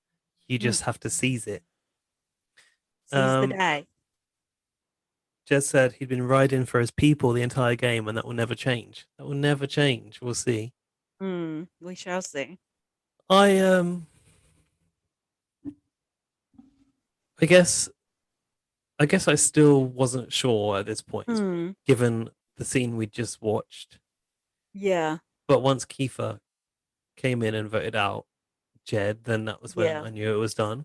That was the sign, wasn't it? And in the corridor, Ty obviously told Beth what she went. Did you do it? Did you do it? Yeah. So then I still thought, surely she knows that Kiefer's gone through with it. In which case, she does want she does want Jedson out because she doesn't need to do this. That's what we said, because we said Ty could have flip-flopped at the last minute and she could have literally saved Jed if Ty had saved Jed as well. So the fact, why did she do that? I just don't get it. Yeah. Resume move. Like, I went against my showmance. She can use that as an argument in the jury for the jury. This makes you look like a cold-hearted bitch. I like it though. Let me get this straight. I think Bev is actually a really good player, and I think she's good TV as well. Even though she's a bit of a twat and she's annoying, I think she is a self-interested player, which I want to see.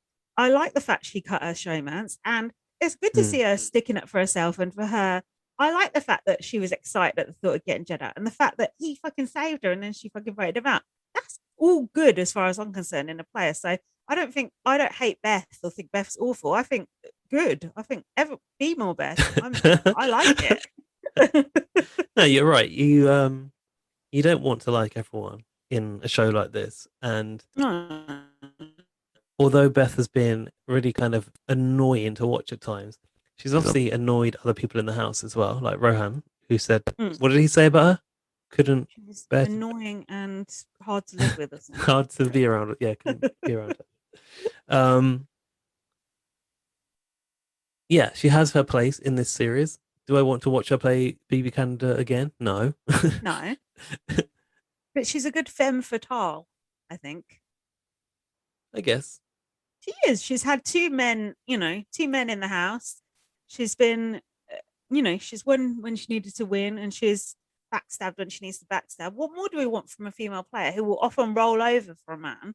You're right. Okay, she is. Oh, we stand Beth now. I noticed Arissa on the screen was grim faced as she read out the results. Well, Very gotta somber. treat it with the level of The gravitas. seriousness. Yeah, the gravitas it deserves. So she announced the vote. Everyone was crying. What did Jed say anything to anyone? Not that I've got written down. I was too in the moment watching it. What was happening? I think. Did he say something? He didn't do something at the top of the stairs. They were just like, "We love you, Jed." Yeah, he didn't speak. I know he didn't speak as he was at the top of the stairs like everyone else has. I put Keith, No Ty, and Beth. catchphrase. Yeah, he didn't do his standard catchphrase. I put Keith, Ty, and Beth are ruthless. This was brutal. Oh yeah, and then he come out. The sign. See that? See, this is the behind. Shh. Wait, this before we get to that bit. This is the behind the scenes stuff that me and you enjoy. Did you notice when he come out, there was the weeds were like hanging down at the door? Not really. Oh, you didn't notice this shit? The weeds that have been overgrowing the house, Yeah. like here on my screen. Oh yes, yeah. They're kind of like a screen, like yeah. the So he like the Little Mermaid. He like came through the weeds, and he was like, "Oh," and then you could see like that little backstage bit, which we don't normally see. I was like, "Oh, I want to have a nose around there." It's anyway, like the scene of Kiss the Girl. Down in the weeds. So yeah, what was happening when Jed came out? There was that airport woman. She looked like when you go to an airport and there's someone with your name. Oh yeah, the woman with the sign that says "Shush, shh, you're still in the game." When I saw that, I instantly thought of the bedsit and Emma and Michelle, and I was like, "That is classic Big Brother. It's Big Brother magic. It's the moment when everything changes in their mind, and it's so fun. And the arrows pointing where to go. Like that's so exciting to see that side of it as well. I did actually think like it's a lot more like wooden exposed wires, tape. It looked a little bit like less finished than the UK camera runs somehow. Yeah, I know what you mean. It was more behind the scenes.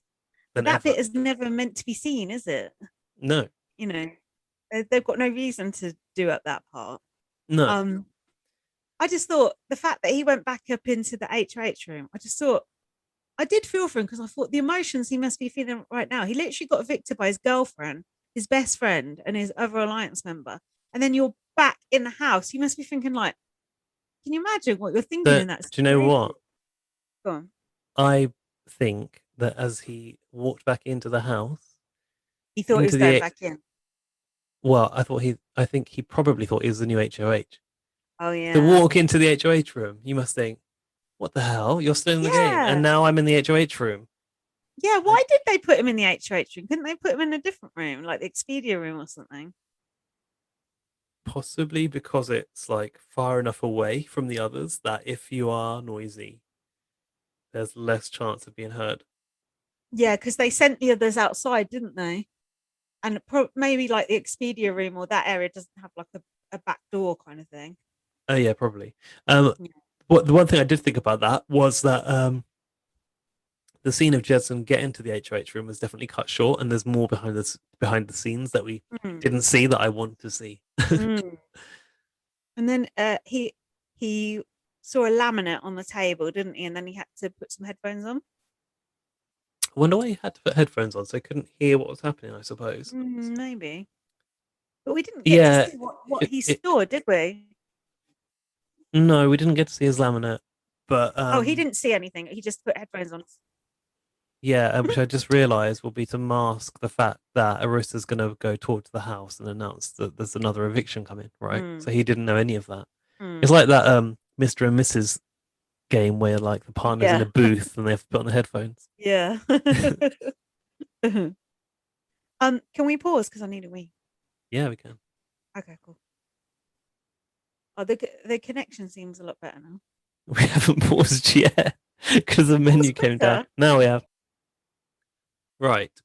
So you just told me you've not got many notes because you were so enthralled by what followed that you couldn't even look away from the screen. No, my dinner came, but they sent me the wrong thing. Oh. I ordered peri peri strips and chips, and they sent me peri peri wings. Oh, I bet you can't eat a wing, can you? Or did you? I tried to eat a bit of it, but it's just bleh. So I got my money back, £4.50 back. So they did send me 2 lots of chips by accident. So swings and roundabouts. I think I got someone else's order. Oh, maybe. Yeah, that could have happened. But yeah, I was watching it. I just couldn't make note. So the HOH cop, I was completely baffled by this. So please explain. It was called Say What Now? Yeah. And Arissa said they had used creative but distracting voice dubbing over the clips. So but why? That was just threw me completely. That was exactly why, to throw them. So basically they had to watch clips from the season which they just put like random voiceovers over the top of, but they had to put up the right numbers for what day the thing in the clip had occurred. So the audio of the clip was of no consequence whatsoever. Oh, okay. Okay. So like the first one was like Julie Vu leaving the house and being like, "Oh, this distance in kilometers is this in miles or whatever it was." Is that what she said? Something like that. This far in kilometers is this in miles, and then Victoria shouted up the stairs. This was the only one that I really liked. She was like, "Metric Bay, Metric Bay." I was completely. I must have been concentrating on eating my food at that point because I just thought, why are they talking in these funny voices? And I just couldn't understand what the fuck was going on. So that makes perfect sense now. That's what happens when you don't listen to the rules. So anyway, through this competition, like I've started to realize that Kiefer wasn't going to win because of the way it was going. I thought Kiefer was going to win at the start because I know he knows his days very well from listening to Karen's podcast. And it came down to between Ty and Beth, I think, were leading. I think Kiefer fell behind. I can't remember how Braden was doing, but Ty was the winner, and he was like afterwards, "Oh, I know my days. You guys thought I didn't, huh?" Oh, and I was like, he was pretending he didn't. Ty's evil side is coming out. Whenever I watch any of these Remember the Days things, I'm always in awe. I'm thinking like I could never remember this happened on day whatever. That's why you need the gummy koalas. Why? What they for nominating with? Oh yeah, but people have used similar things for the days. Oh, like the pasta calendar. Yeah, that was it. That was it. Yeah. Who made that, Paul? Was it Dane or? Yeah, I think they both did similar ones, and then hid it, and then it started to go all moldy. Ew. But Ty just became like a completely different person now. He was just like, "Wow, I've pretended I can't win HOHs. Now I'm winning this HOH. Now I'm going to destroy you all." Did you like his inspirational message for when he won the comp? Do you remember that? No. He said, "Believe in yourself." Was that it? Yeah, he repeated it a few times, like "Believe in yourself." That's not going to make me a tattoo of the week. He wanted it to. So he then had to nominate. How were you expecting Ty's nominations to go? I thought Braden and Tara. Okay. I thought he'd Didn't stay you- loyal to the other Sunsetters. Yeah. Okay, that makes sense. But why stay loyal to Beth having come this far? Well, when he won the comp, Beth ran into his arms and hugged him and was so happy. I just I don't know why he targeted Beth at this point. I know he was pissed off with Beth from her behavior last week, but it still seemed weird to me to go against, even if you could just pretend they're still your alliance, and to, I don't know, I just didn't really get it. Did you not think that it would have been a better opportunity to put up Kiefer, who has the resume, and Beth probably? Because ideal situation for Ty would be to take Tara or Brayden to final two. I definitely didn't understand putting up Tara. That seemed a complete waste. Maybe he had a backdoor plan in mind, but then when Brayden won the veto, he couldn't do it. Maybe. What, backdoor Brayden? But what's the point of taking out Brayden? Brayden or Kiefer? Yeah, maybe or Kiefer, yeah. Thing is, I don't know if like in the heat of like a snap eviction, is there any point trying to do a backdoor? Yeah, well, it worked to get Nedda out, I suppose. Yeah, of course. I've seen backdoor in that circumstance many a time. Was Nedda a backdoor? Yeah, because Jackie, it was Jackie when it wasn't she. Yeah, Cindy with an S was the HOH.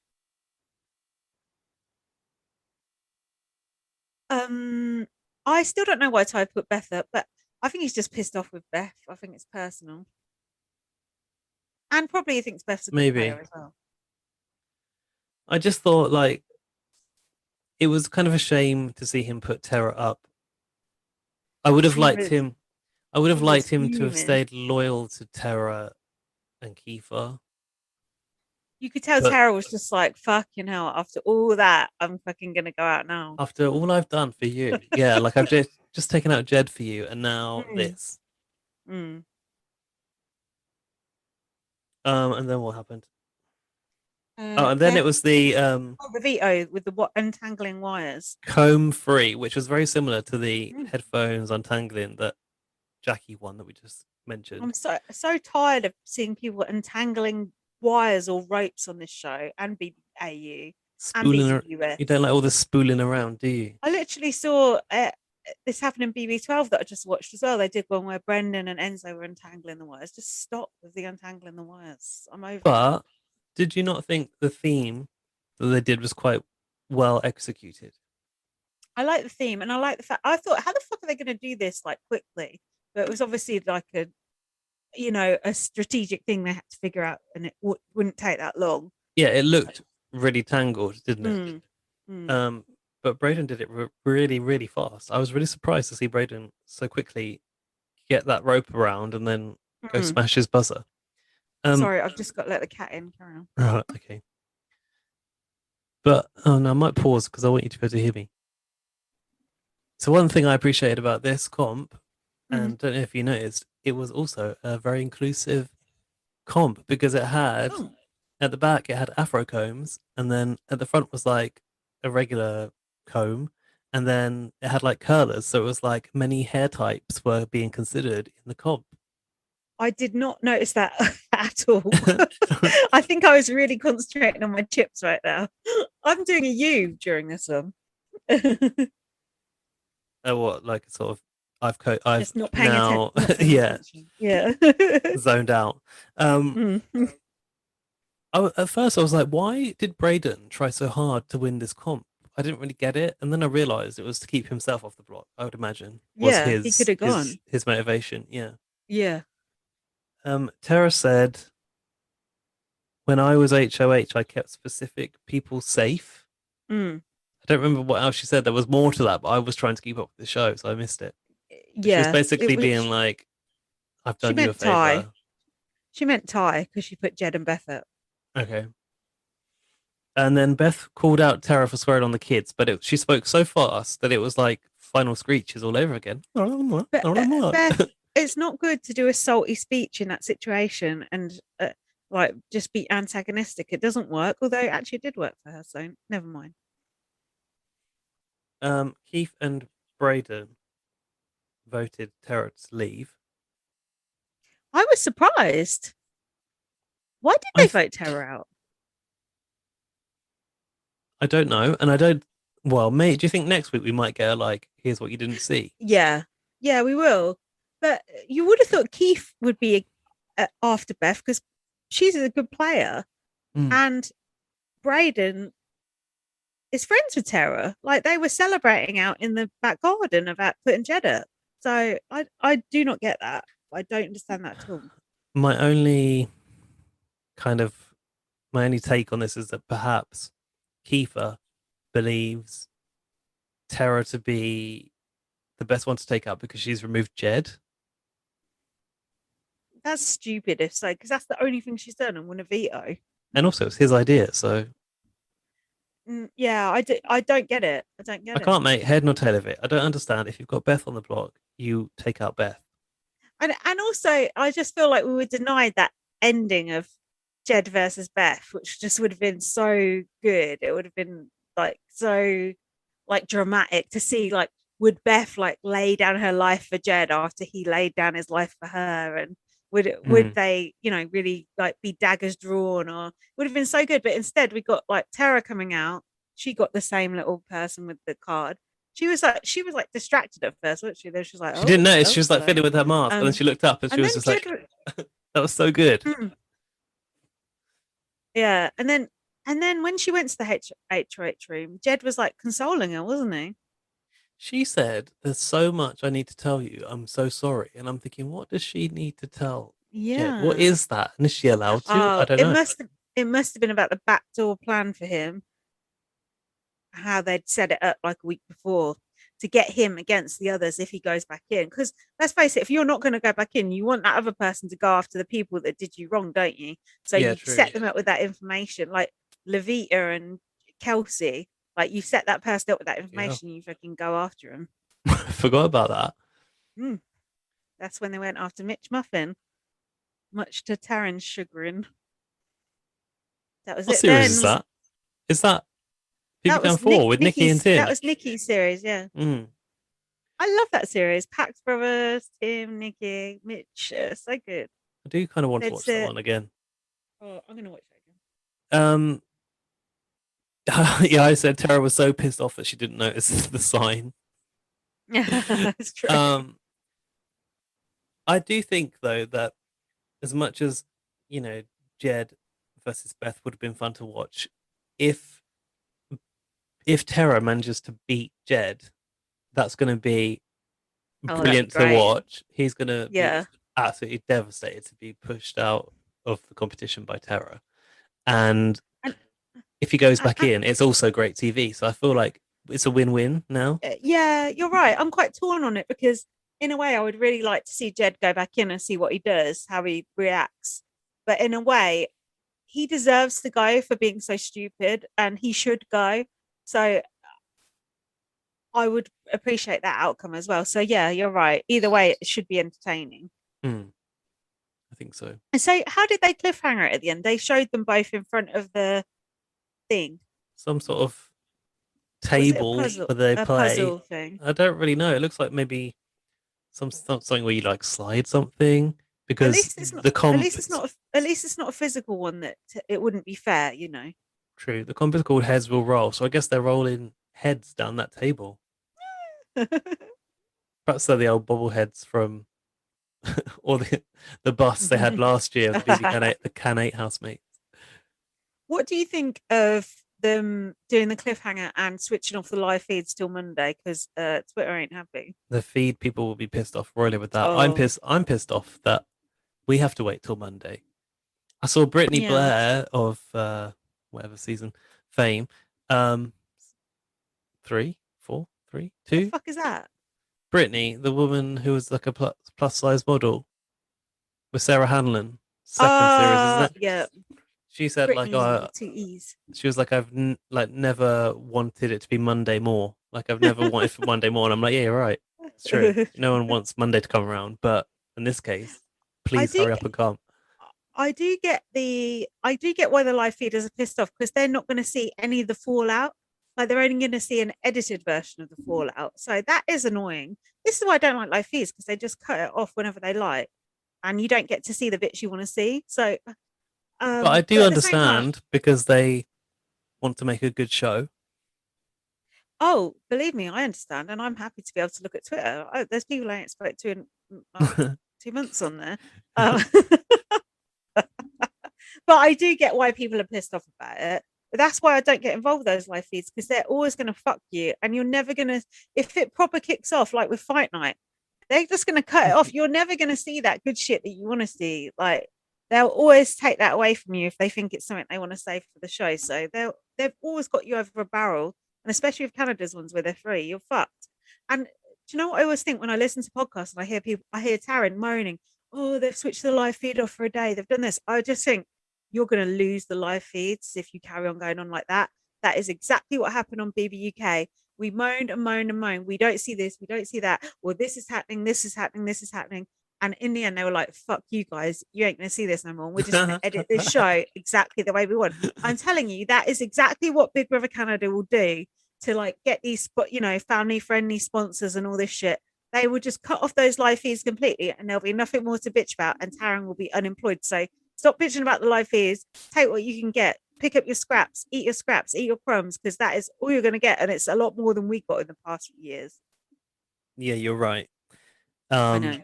It's kind of painful to see people moan about what they have so good, which they don't know, because yeah, we literally went from having a lifetime, well, not a lifetime, but like a lifetime on a channel of everything being live, to go into, oh, you can have half an hour here when we feel like it, but by the way, it's at half midnight. You better set your recorder on your Skybox. Yeah, and then or you got an hour after the eviction, didn't you? And that was it. And then they took that away as well, and then we had nothing.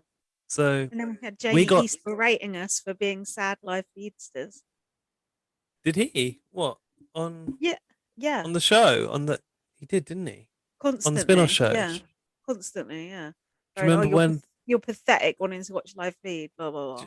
Do you remember when that guy on Super Casino, which is what would come on after Big Brother, people bombarded that show with requests to show the live feed, and that guy said he was going to eat the table. Remember that? He was like, "We want the live feed. We want the live feed. Oh, if you want something to watch, why don't I eat the table?" Did he? No, he didn't. But he had a full-on meltdown because Big Brother fans were moaning about the live feed all the time. What's like? I miss that energy from the Big Brother UK fans. We got beaten down after like a couple of years. Stopped asking we for did. it. We knew it weren't coming. Yeah, and then we were like, oh yeah, you're right. It is better to just read it on Twitter. The updates it's much better. And then that went as well. I didn't ever think it was better. Yeah, they did. Someone did argue that was better, didn't they? Who was that? Yeah, it's much better. Fucking ain't. Fuck off. God. You saying that we said it is bad? Nobody ever said that. No, I'm being sarcastic. But yeah, they took away our live tweets as well. So away our live feeds. I know that was coronavirus. Yeah. So basically, it sucks if you're a live feeder, and the truth is to cut off. Bear in mind that eviction. That eviction's not live on a Thursday night. They've edited that from the day before. Yeah, for sure. No, it's they film it earlier in the day.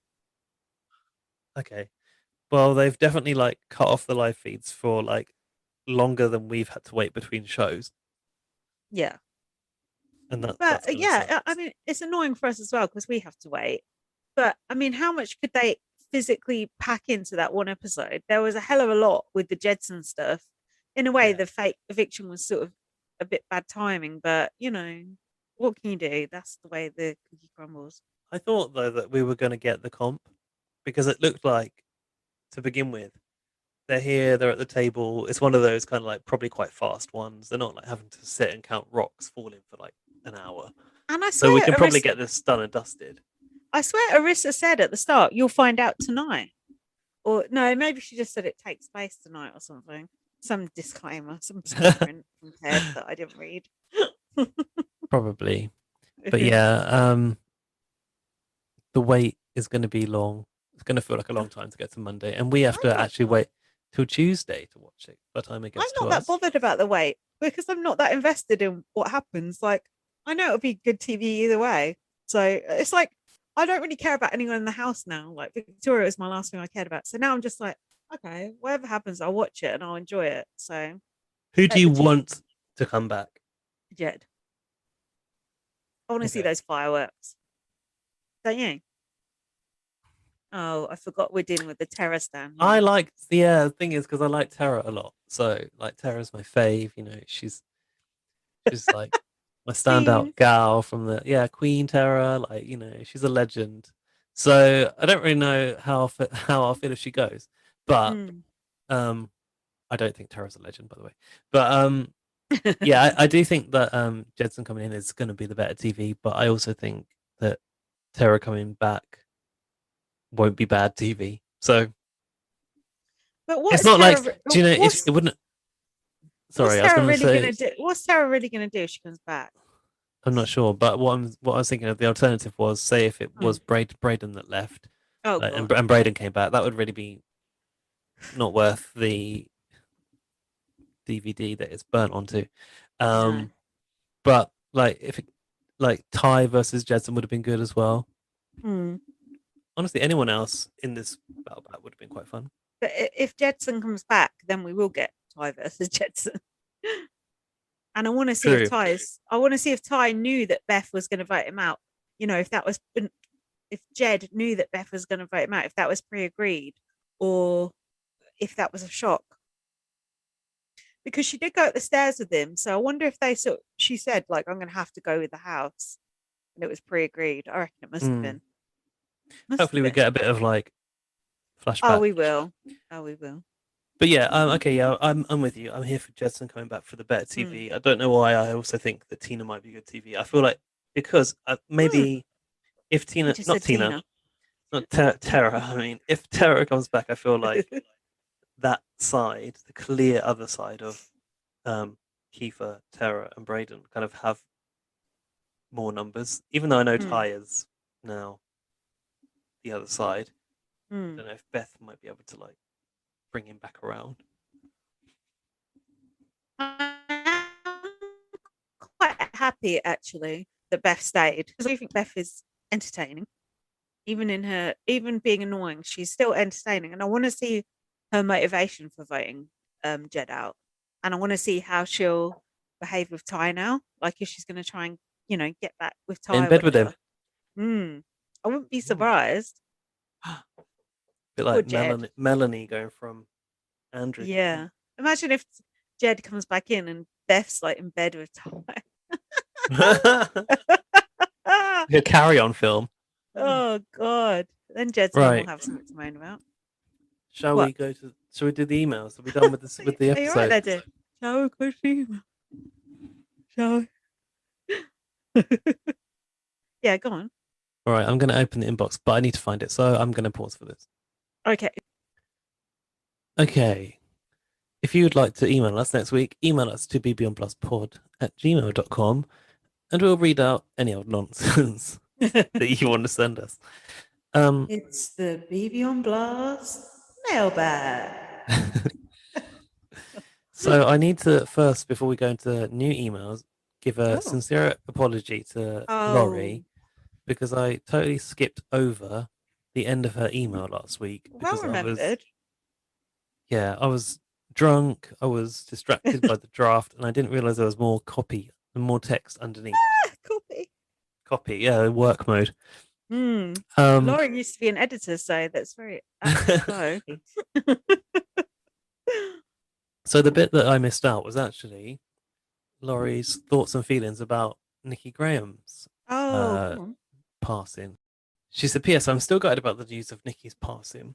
It's beyond tragic. She was the very definition of good TV. Or Instant Capital says good TV. From her legendary diary rooms to her back bending in anger fits in the garden she never ceased to entertain. And it was quite disappointing this week, I think, to see Pete and Imogen arguing about who was better friends with Nikki. Like, I was going to ask you, do you want to give that airtime or not? yeah, I actually do, because I think it's such a load of bullshit. Like, you can not see someone for 3 or 4 years, like, and you can still be close to them. I'd relate it to my ex-boyfriend James and say, a lot of people would say, oh, Lindsay hates James or some bullshit like that. But I speak to James and I'm still close to James in a way, even though I've not seen him. And I have that affection for him because I was with him for so long. And I'm sure it's the same with Nikki and Pete. Like, you don't have to see someone, especially your ex-boyfriend, because that can be painful, to still have that affection and love for them in a way. So if my friend Nicola went, oh, Lindsay couldn't give 2 shits about James, it would be a lie. And James could easily pull up messages on his phone that would show me saying, I do care about him. Like, not like that, but it's a stupid thing to be arguing about anyway when someone's died. Like, you're getting the publicity. Like it said in the Heat article that Pete didn't get any payment for that article. He's obviously cut up about it. What's the beef with Imogen? Like, I just think it's just unbecoming and it's just torturing. Well, that's interesting that you say that. The article says they didn't get paid for it because she claimed Pete sold his last text message from Nikki, which suggested that she thought he got paid for that article. So obviously that shot fired is like a false claim to say that about Pete. And like, you're right. Sometimes it's difficult between people, but it seems that when Pete heard how Nikki was, he like jumped to go and try and see her. And he does talk about their special connection. But did you watch the video he put on his stories? No, but I listened to the voicemail that Nikki left him. Yeah, that was the one. That was on his IGTV. Oh yeah. Oh, sorry. This is the one where she's commenting on Imogen, right? Yeah. Yeah. I felt like I understand that Pete was like pushed into a corner and that was how he reacted, but I felt quite bad for Imogen. I felt bad for Imogen. I felt bad for Nikki because that is literally Nikki's voice playing out, and she has no ability to respond anymore. I suppose I honestly, I think I'm coming at this from a different angle because I was team Pete on this one. I get that feeling of like being hurt and being wanting to attack and wanting to say, no, you weren't that close to her after all. Like, we were close and this is what she really thought of you. I get that emotion and that reaction. And it just shouldn't have been an argument that was being had in the first place. It shouldn't have been, but imagine if you believe, as Imogen seems to have done, that she was a great friend to Nikki, to then hear that played out about the truth of it is something else. That's quite a shock. I don't know, Gaz, because we all say shit about our friends sometimes. Like, I'll say to Jack shit about you. Do you know what I mean? Oh, he's always late. He's arrogant. I'll say, well, if those voicemails come out when you're dead. Exactly. That could easily play, I'm sure, voicemails where I'm like, oh, fucking hell, Gaz hasn't turned up the podcast. What is wrong with that twat? Do you know what I mean? And he could easily play that and you'd be like, oh, Lindsay, hey, no, that's bollocks. We all slag off our friends sometimes. Everyone does. Are you saying you never said a bad word about me? Come on. I'm rude and obnoxious. Oh, don't fucking lie. I don't think so because I don't really. Yeah, exactly. You don't do things to annoy me. But at the same time, like any of those things that you just said, they're not surprises to me. I know about that. Exactly. Whereas I don't think Imogen would have known that Nikki viewed her as like shallow, and she talks about. Sorry to dredge up the words, but like she talks about not now. Like now, she's my best friend, but she never invites me to places and this kind of stuff. Well, then Imogen should look at herself and the fact she didn't invite Nikki to places. And is now only now saying, there's some truth in that. Like, if I said that about you, there's some truth in that, isn't there?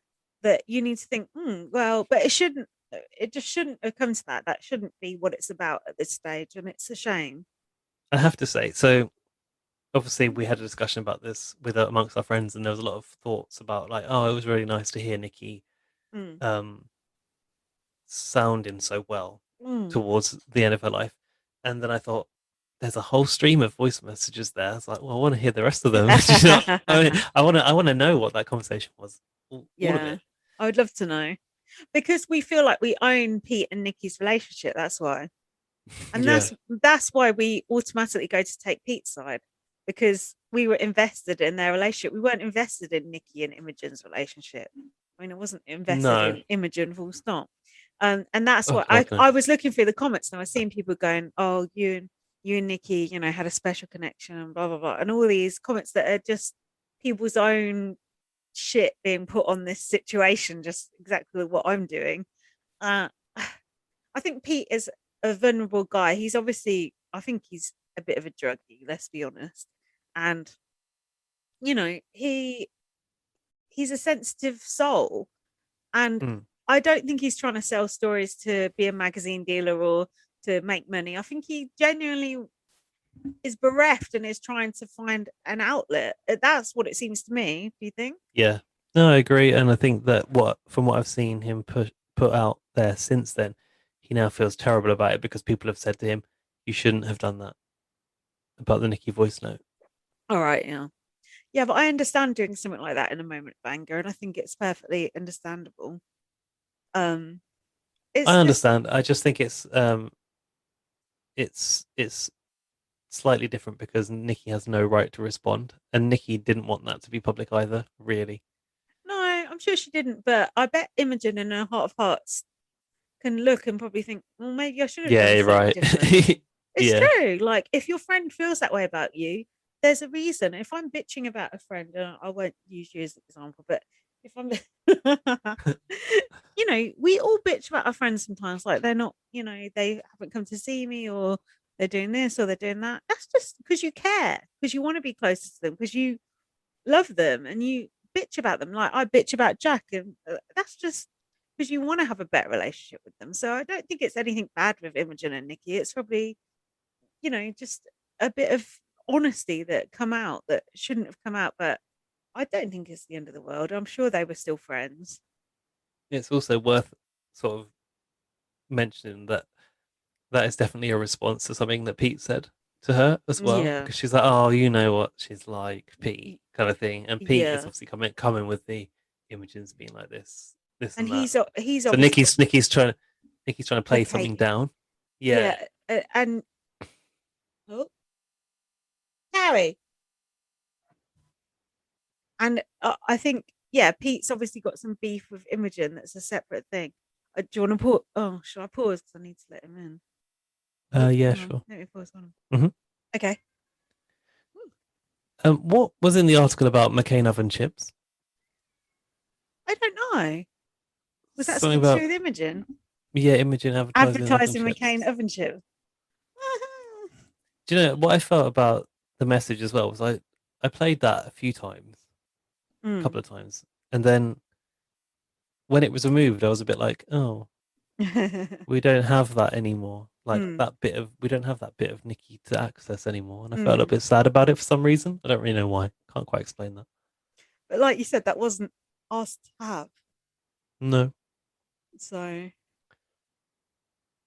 yeah, it's fucked up. And still, I go back to the focus should be on anorexia and sorting out that problem.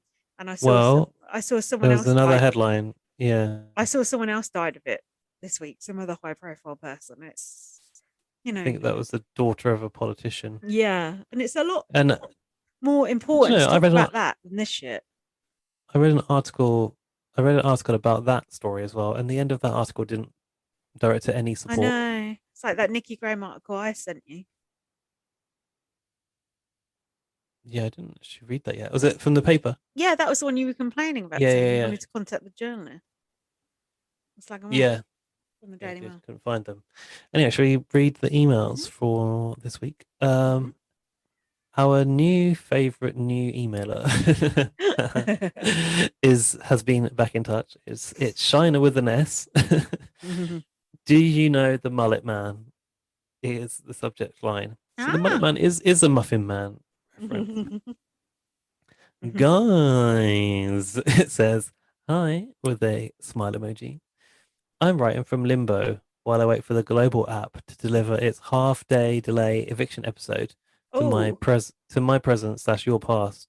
Not geriatric enough to have cable. Not youthfully inclined enough to pirate a stream. Shrug emoji. Well, I do that, so fuck you. How old is that? Not geriatric enough to have cable, not youthfully inclined enough to pirate stream. About 30, Yet thinks we're geriatric 30-somethings. I'm not even 30 something, I'm 40.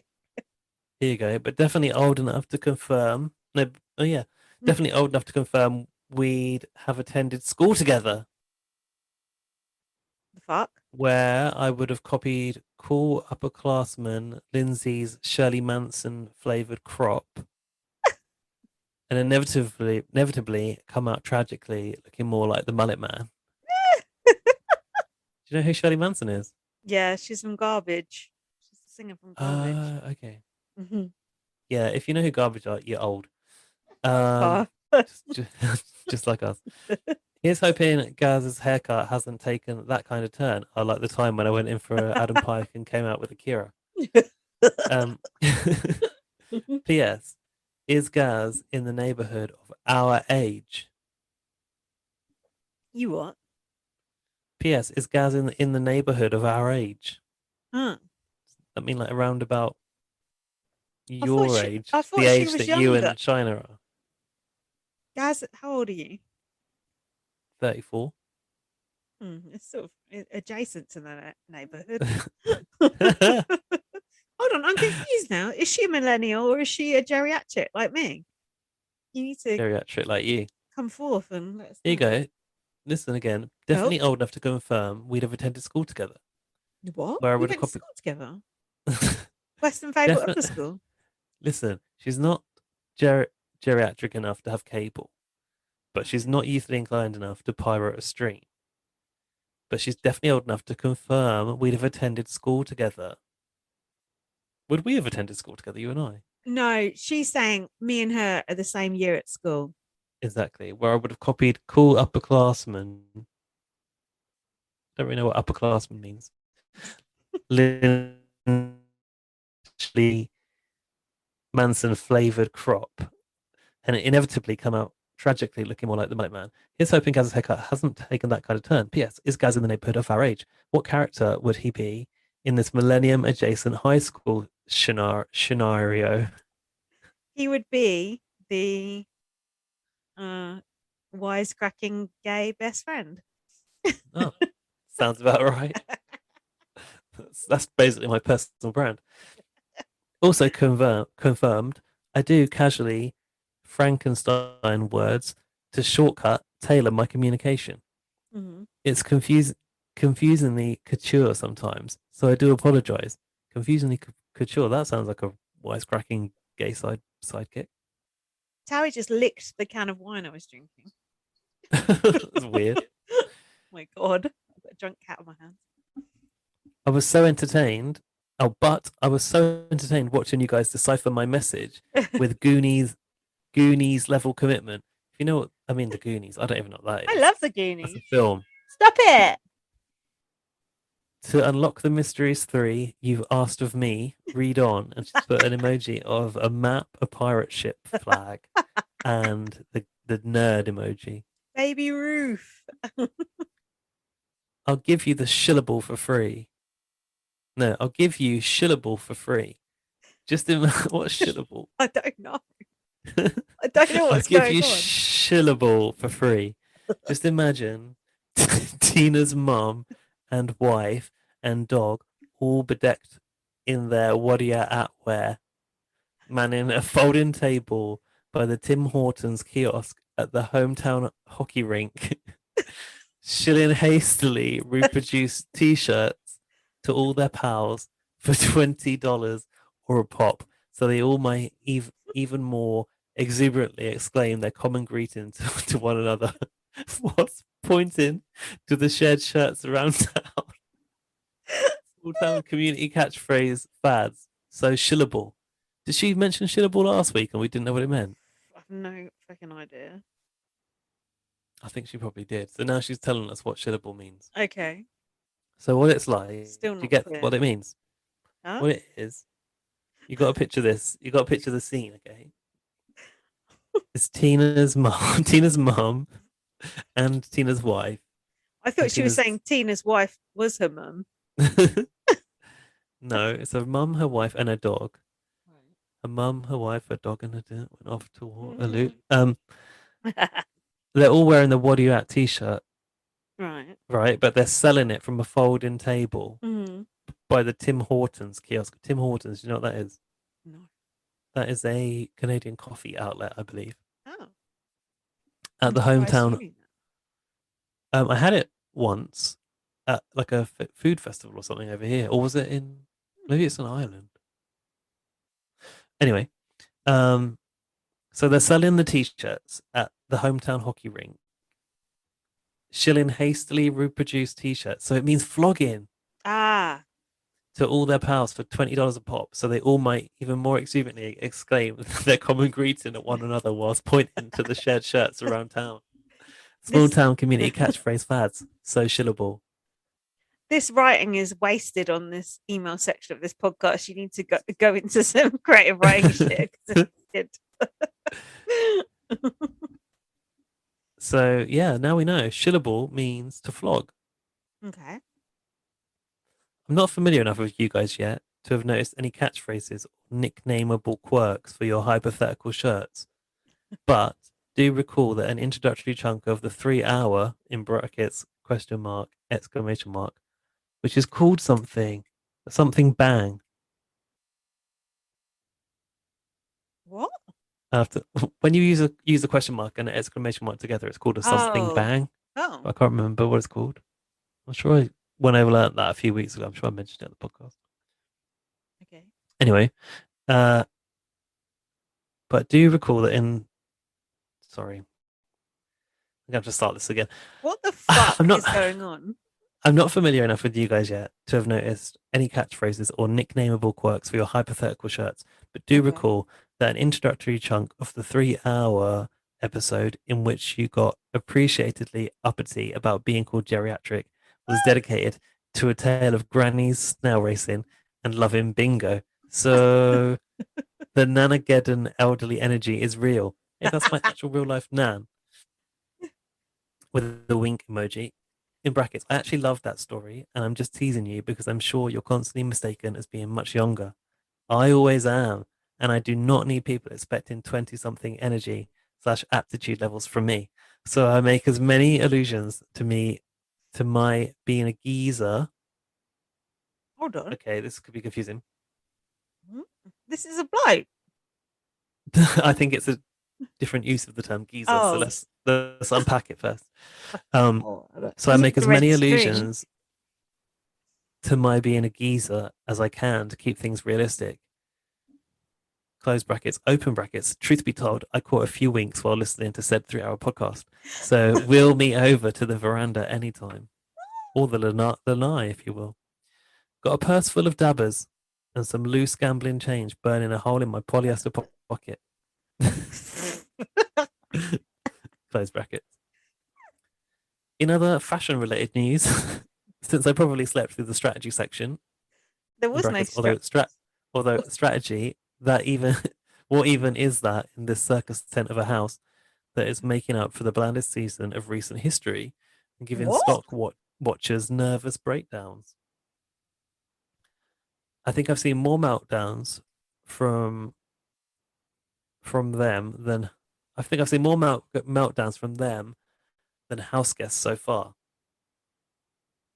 The people that are watching the stocks.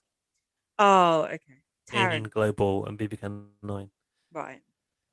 I'd like to nominate Braden's frosted floral lilac top for blouse of the week. Oh, that was good. I must admit, I noticed that myself. It was sort of lamo.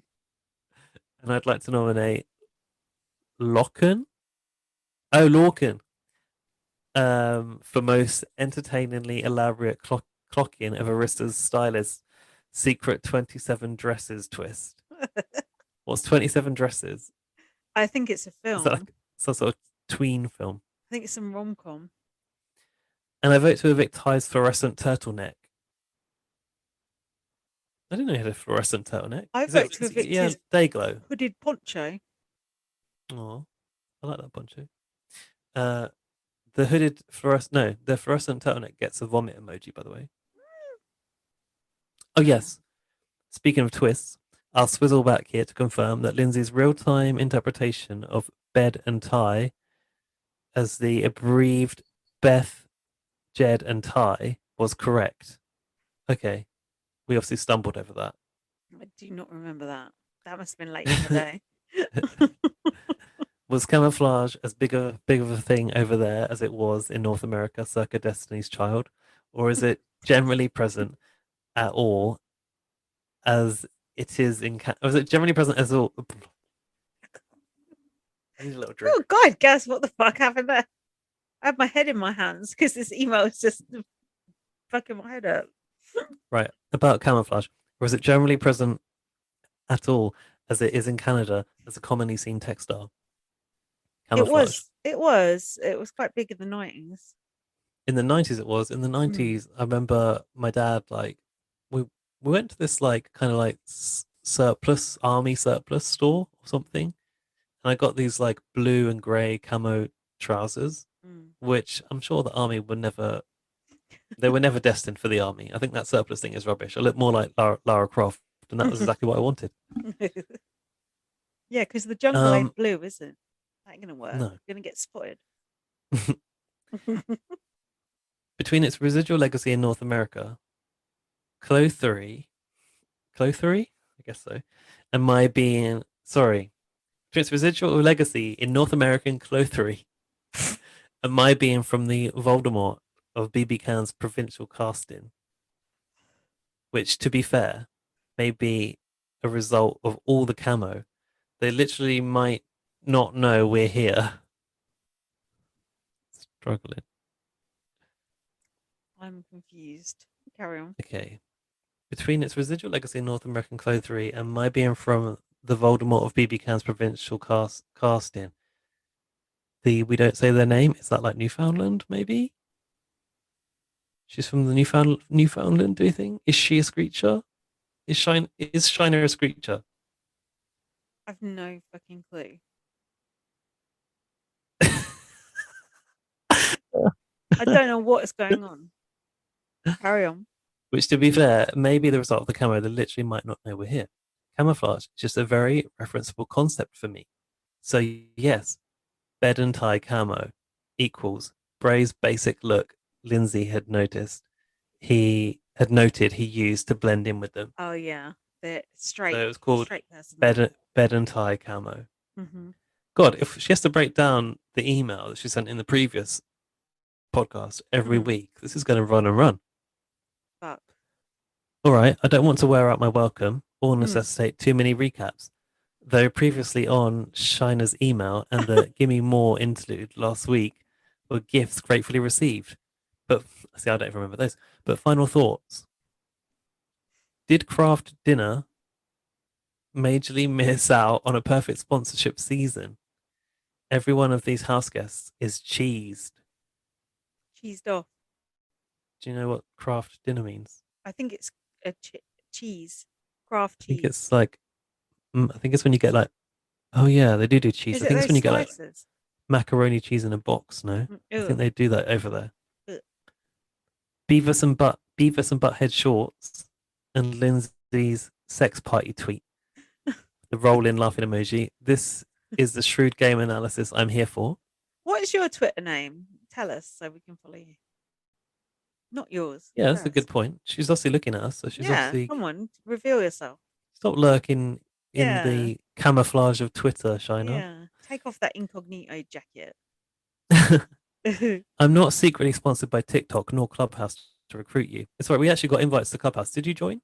Yeah, I joined, but I couldn't work out what was going on, so I just retreated quietly. Too old. I haven't joined yet.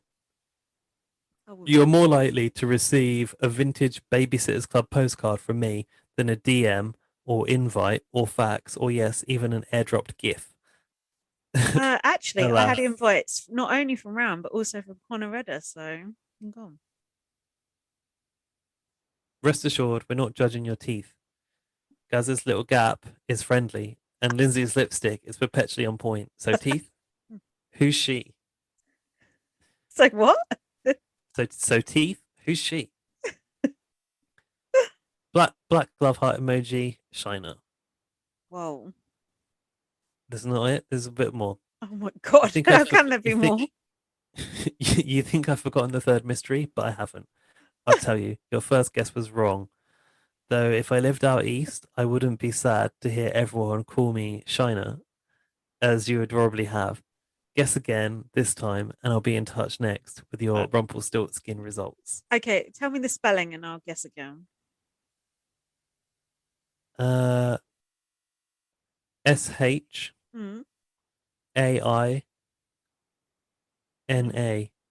Shayna. Shayna. Shayna. What else could it be? Well, I've been reading it Shiner, like could be Shayna, Shayna or Shayna. Shayna. Yeah, Shayna. I can't really think of anything beyond that. If she's from Newfoundland and she's a bit of like Irish descent, then I'm thinking Shayna. God, that email was long. Too long.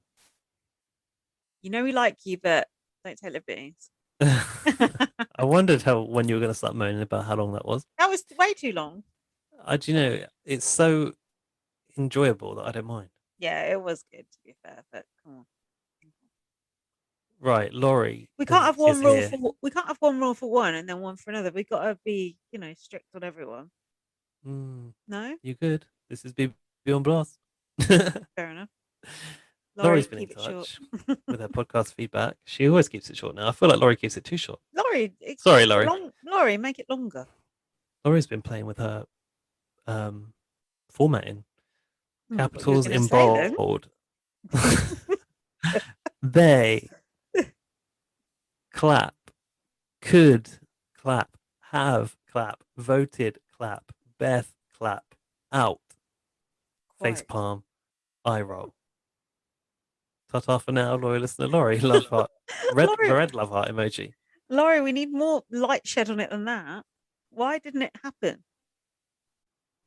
I don't get it. Wait, you got a PS here. PS, see last week's draft artwork for current standings, if anyone cares. Yeah, of course, no one's left. PPS, showing jury house footage on an hour-long double eviction show is just plain dumb. But Victoria in a life vest talking about floaters was everything. Yeah, it was a bit annoying. Who's this with the fake double eviction feedback? Connor. Oh. Hey, Lens and Gaz. Hope you all are having a wonderful day. Was hoping to talk about the fake double and how clownish Jed looks. Like, how is he going to preach loyalty the week after he tried to get Kiefer flung? Honestly, it's kind of karma for pointing the gun and not pulling the trigger. I hope he doesn't make it back in, but if he does, that's big chaos, and I'm here for it. Just curious what your thoughts about this. Thanks, love y'all, and the pod, Connor. Ah, thanks, Connor. I think we've sort of covered our thoughts. Heard our thoughts about it at great detail. Yeah, but I get that feeling of you don't want him to come back in because he doesn't deserve it. But at the same time, we deserve the good TV, so you got to see comes out. I think you've convinced me that Jed coming back is the best result for us. It is. Okay, thanks for your emails this week, guys. If you'd like to get your voice on the podcast next week, you could maybe slide into our DMs at bbonblast on Twitter, or you could email us to bbonblastpod@gmail.com. Nothing from Lorcan. Nothing from Lorcan. I'm surprised. I would have thought he'd have a lot to say about that. Perhaps he hasn't watched it yet. He has. He has? Oh.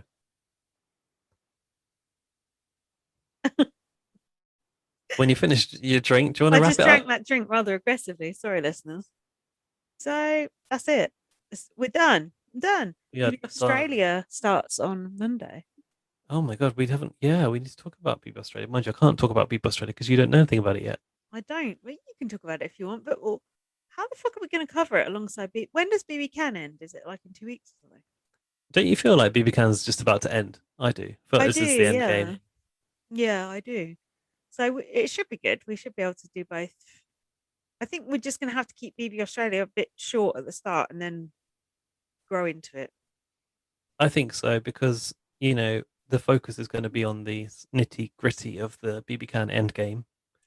And this podcast. But how are we going to get to know the new people? But this is the problem with BB Australia is like because someone goes every show, there's a lot of people who you'll never get to know them.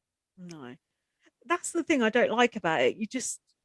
People are just there. They're just like cannon fodder, and then they're just gone. And it's just who the fuck are you? Like half the time, I never even saw your intro package. You pretended you had a phobia of bubble bath, and then you left. That was it. The end. We don't need that. I'm looking forward to BB Australia coming back though. I hope they change up the format a little bit and just to give us that chance to get to know people a bit more. Oh, format of the show I don't think is changing, but I think as to be expected, they're teasing that the game is changing. Oh, how? Well, there's little information at the moment, but there's a few ideas from clips they've shown, but I'm not going to tell you because, quite frankly, they've shown way too much and it's kind of spoilery. But they're saying like that the catchphrase is more than meets the eye. Okay. Okay, fair enough. Well, it'll be good to have it, and hopefully BB Can will end in a couple of weeks and move on to BBAU. Not that I want it to end, but I just don't want a podcast too because I can't be bothered. Okay. Well, we'll be back next week with our BB Can and BBAU coverage. So expect a really long podcast. I'm busy next week, so we're going to have to rearrange, but we'll figure it out. She never tells me this stuff. I'll tell you after. Because it's bank holiday, isn't it? It's bank holiday weekend next week. Oh, then it's my birthday. Oh, is it? If it's the bank holiday. If it's on bank holiday Monday. Oh, cool.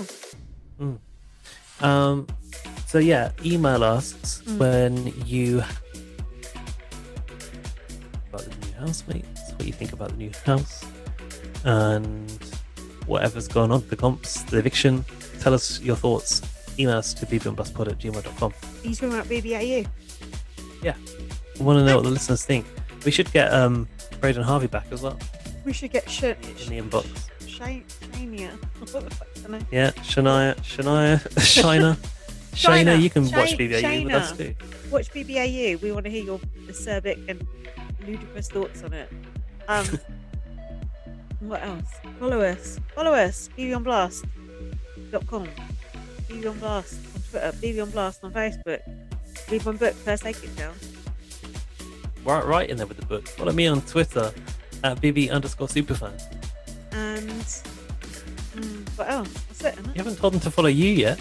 Oh, follow me, light up DM if you like. Or just stalk my tweets from afar. We're done. Thank you. Thanks for listening. Bye. Bye.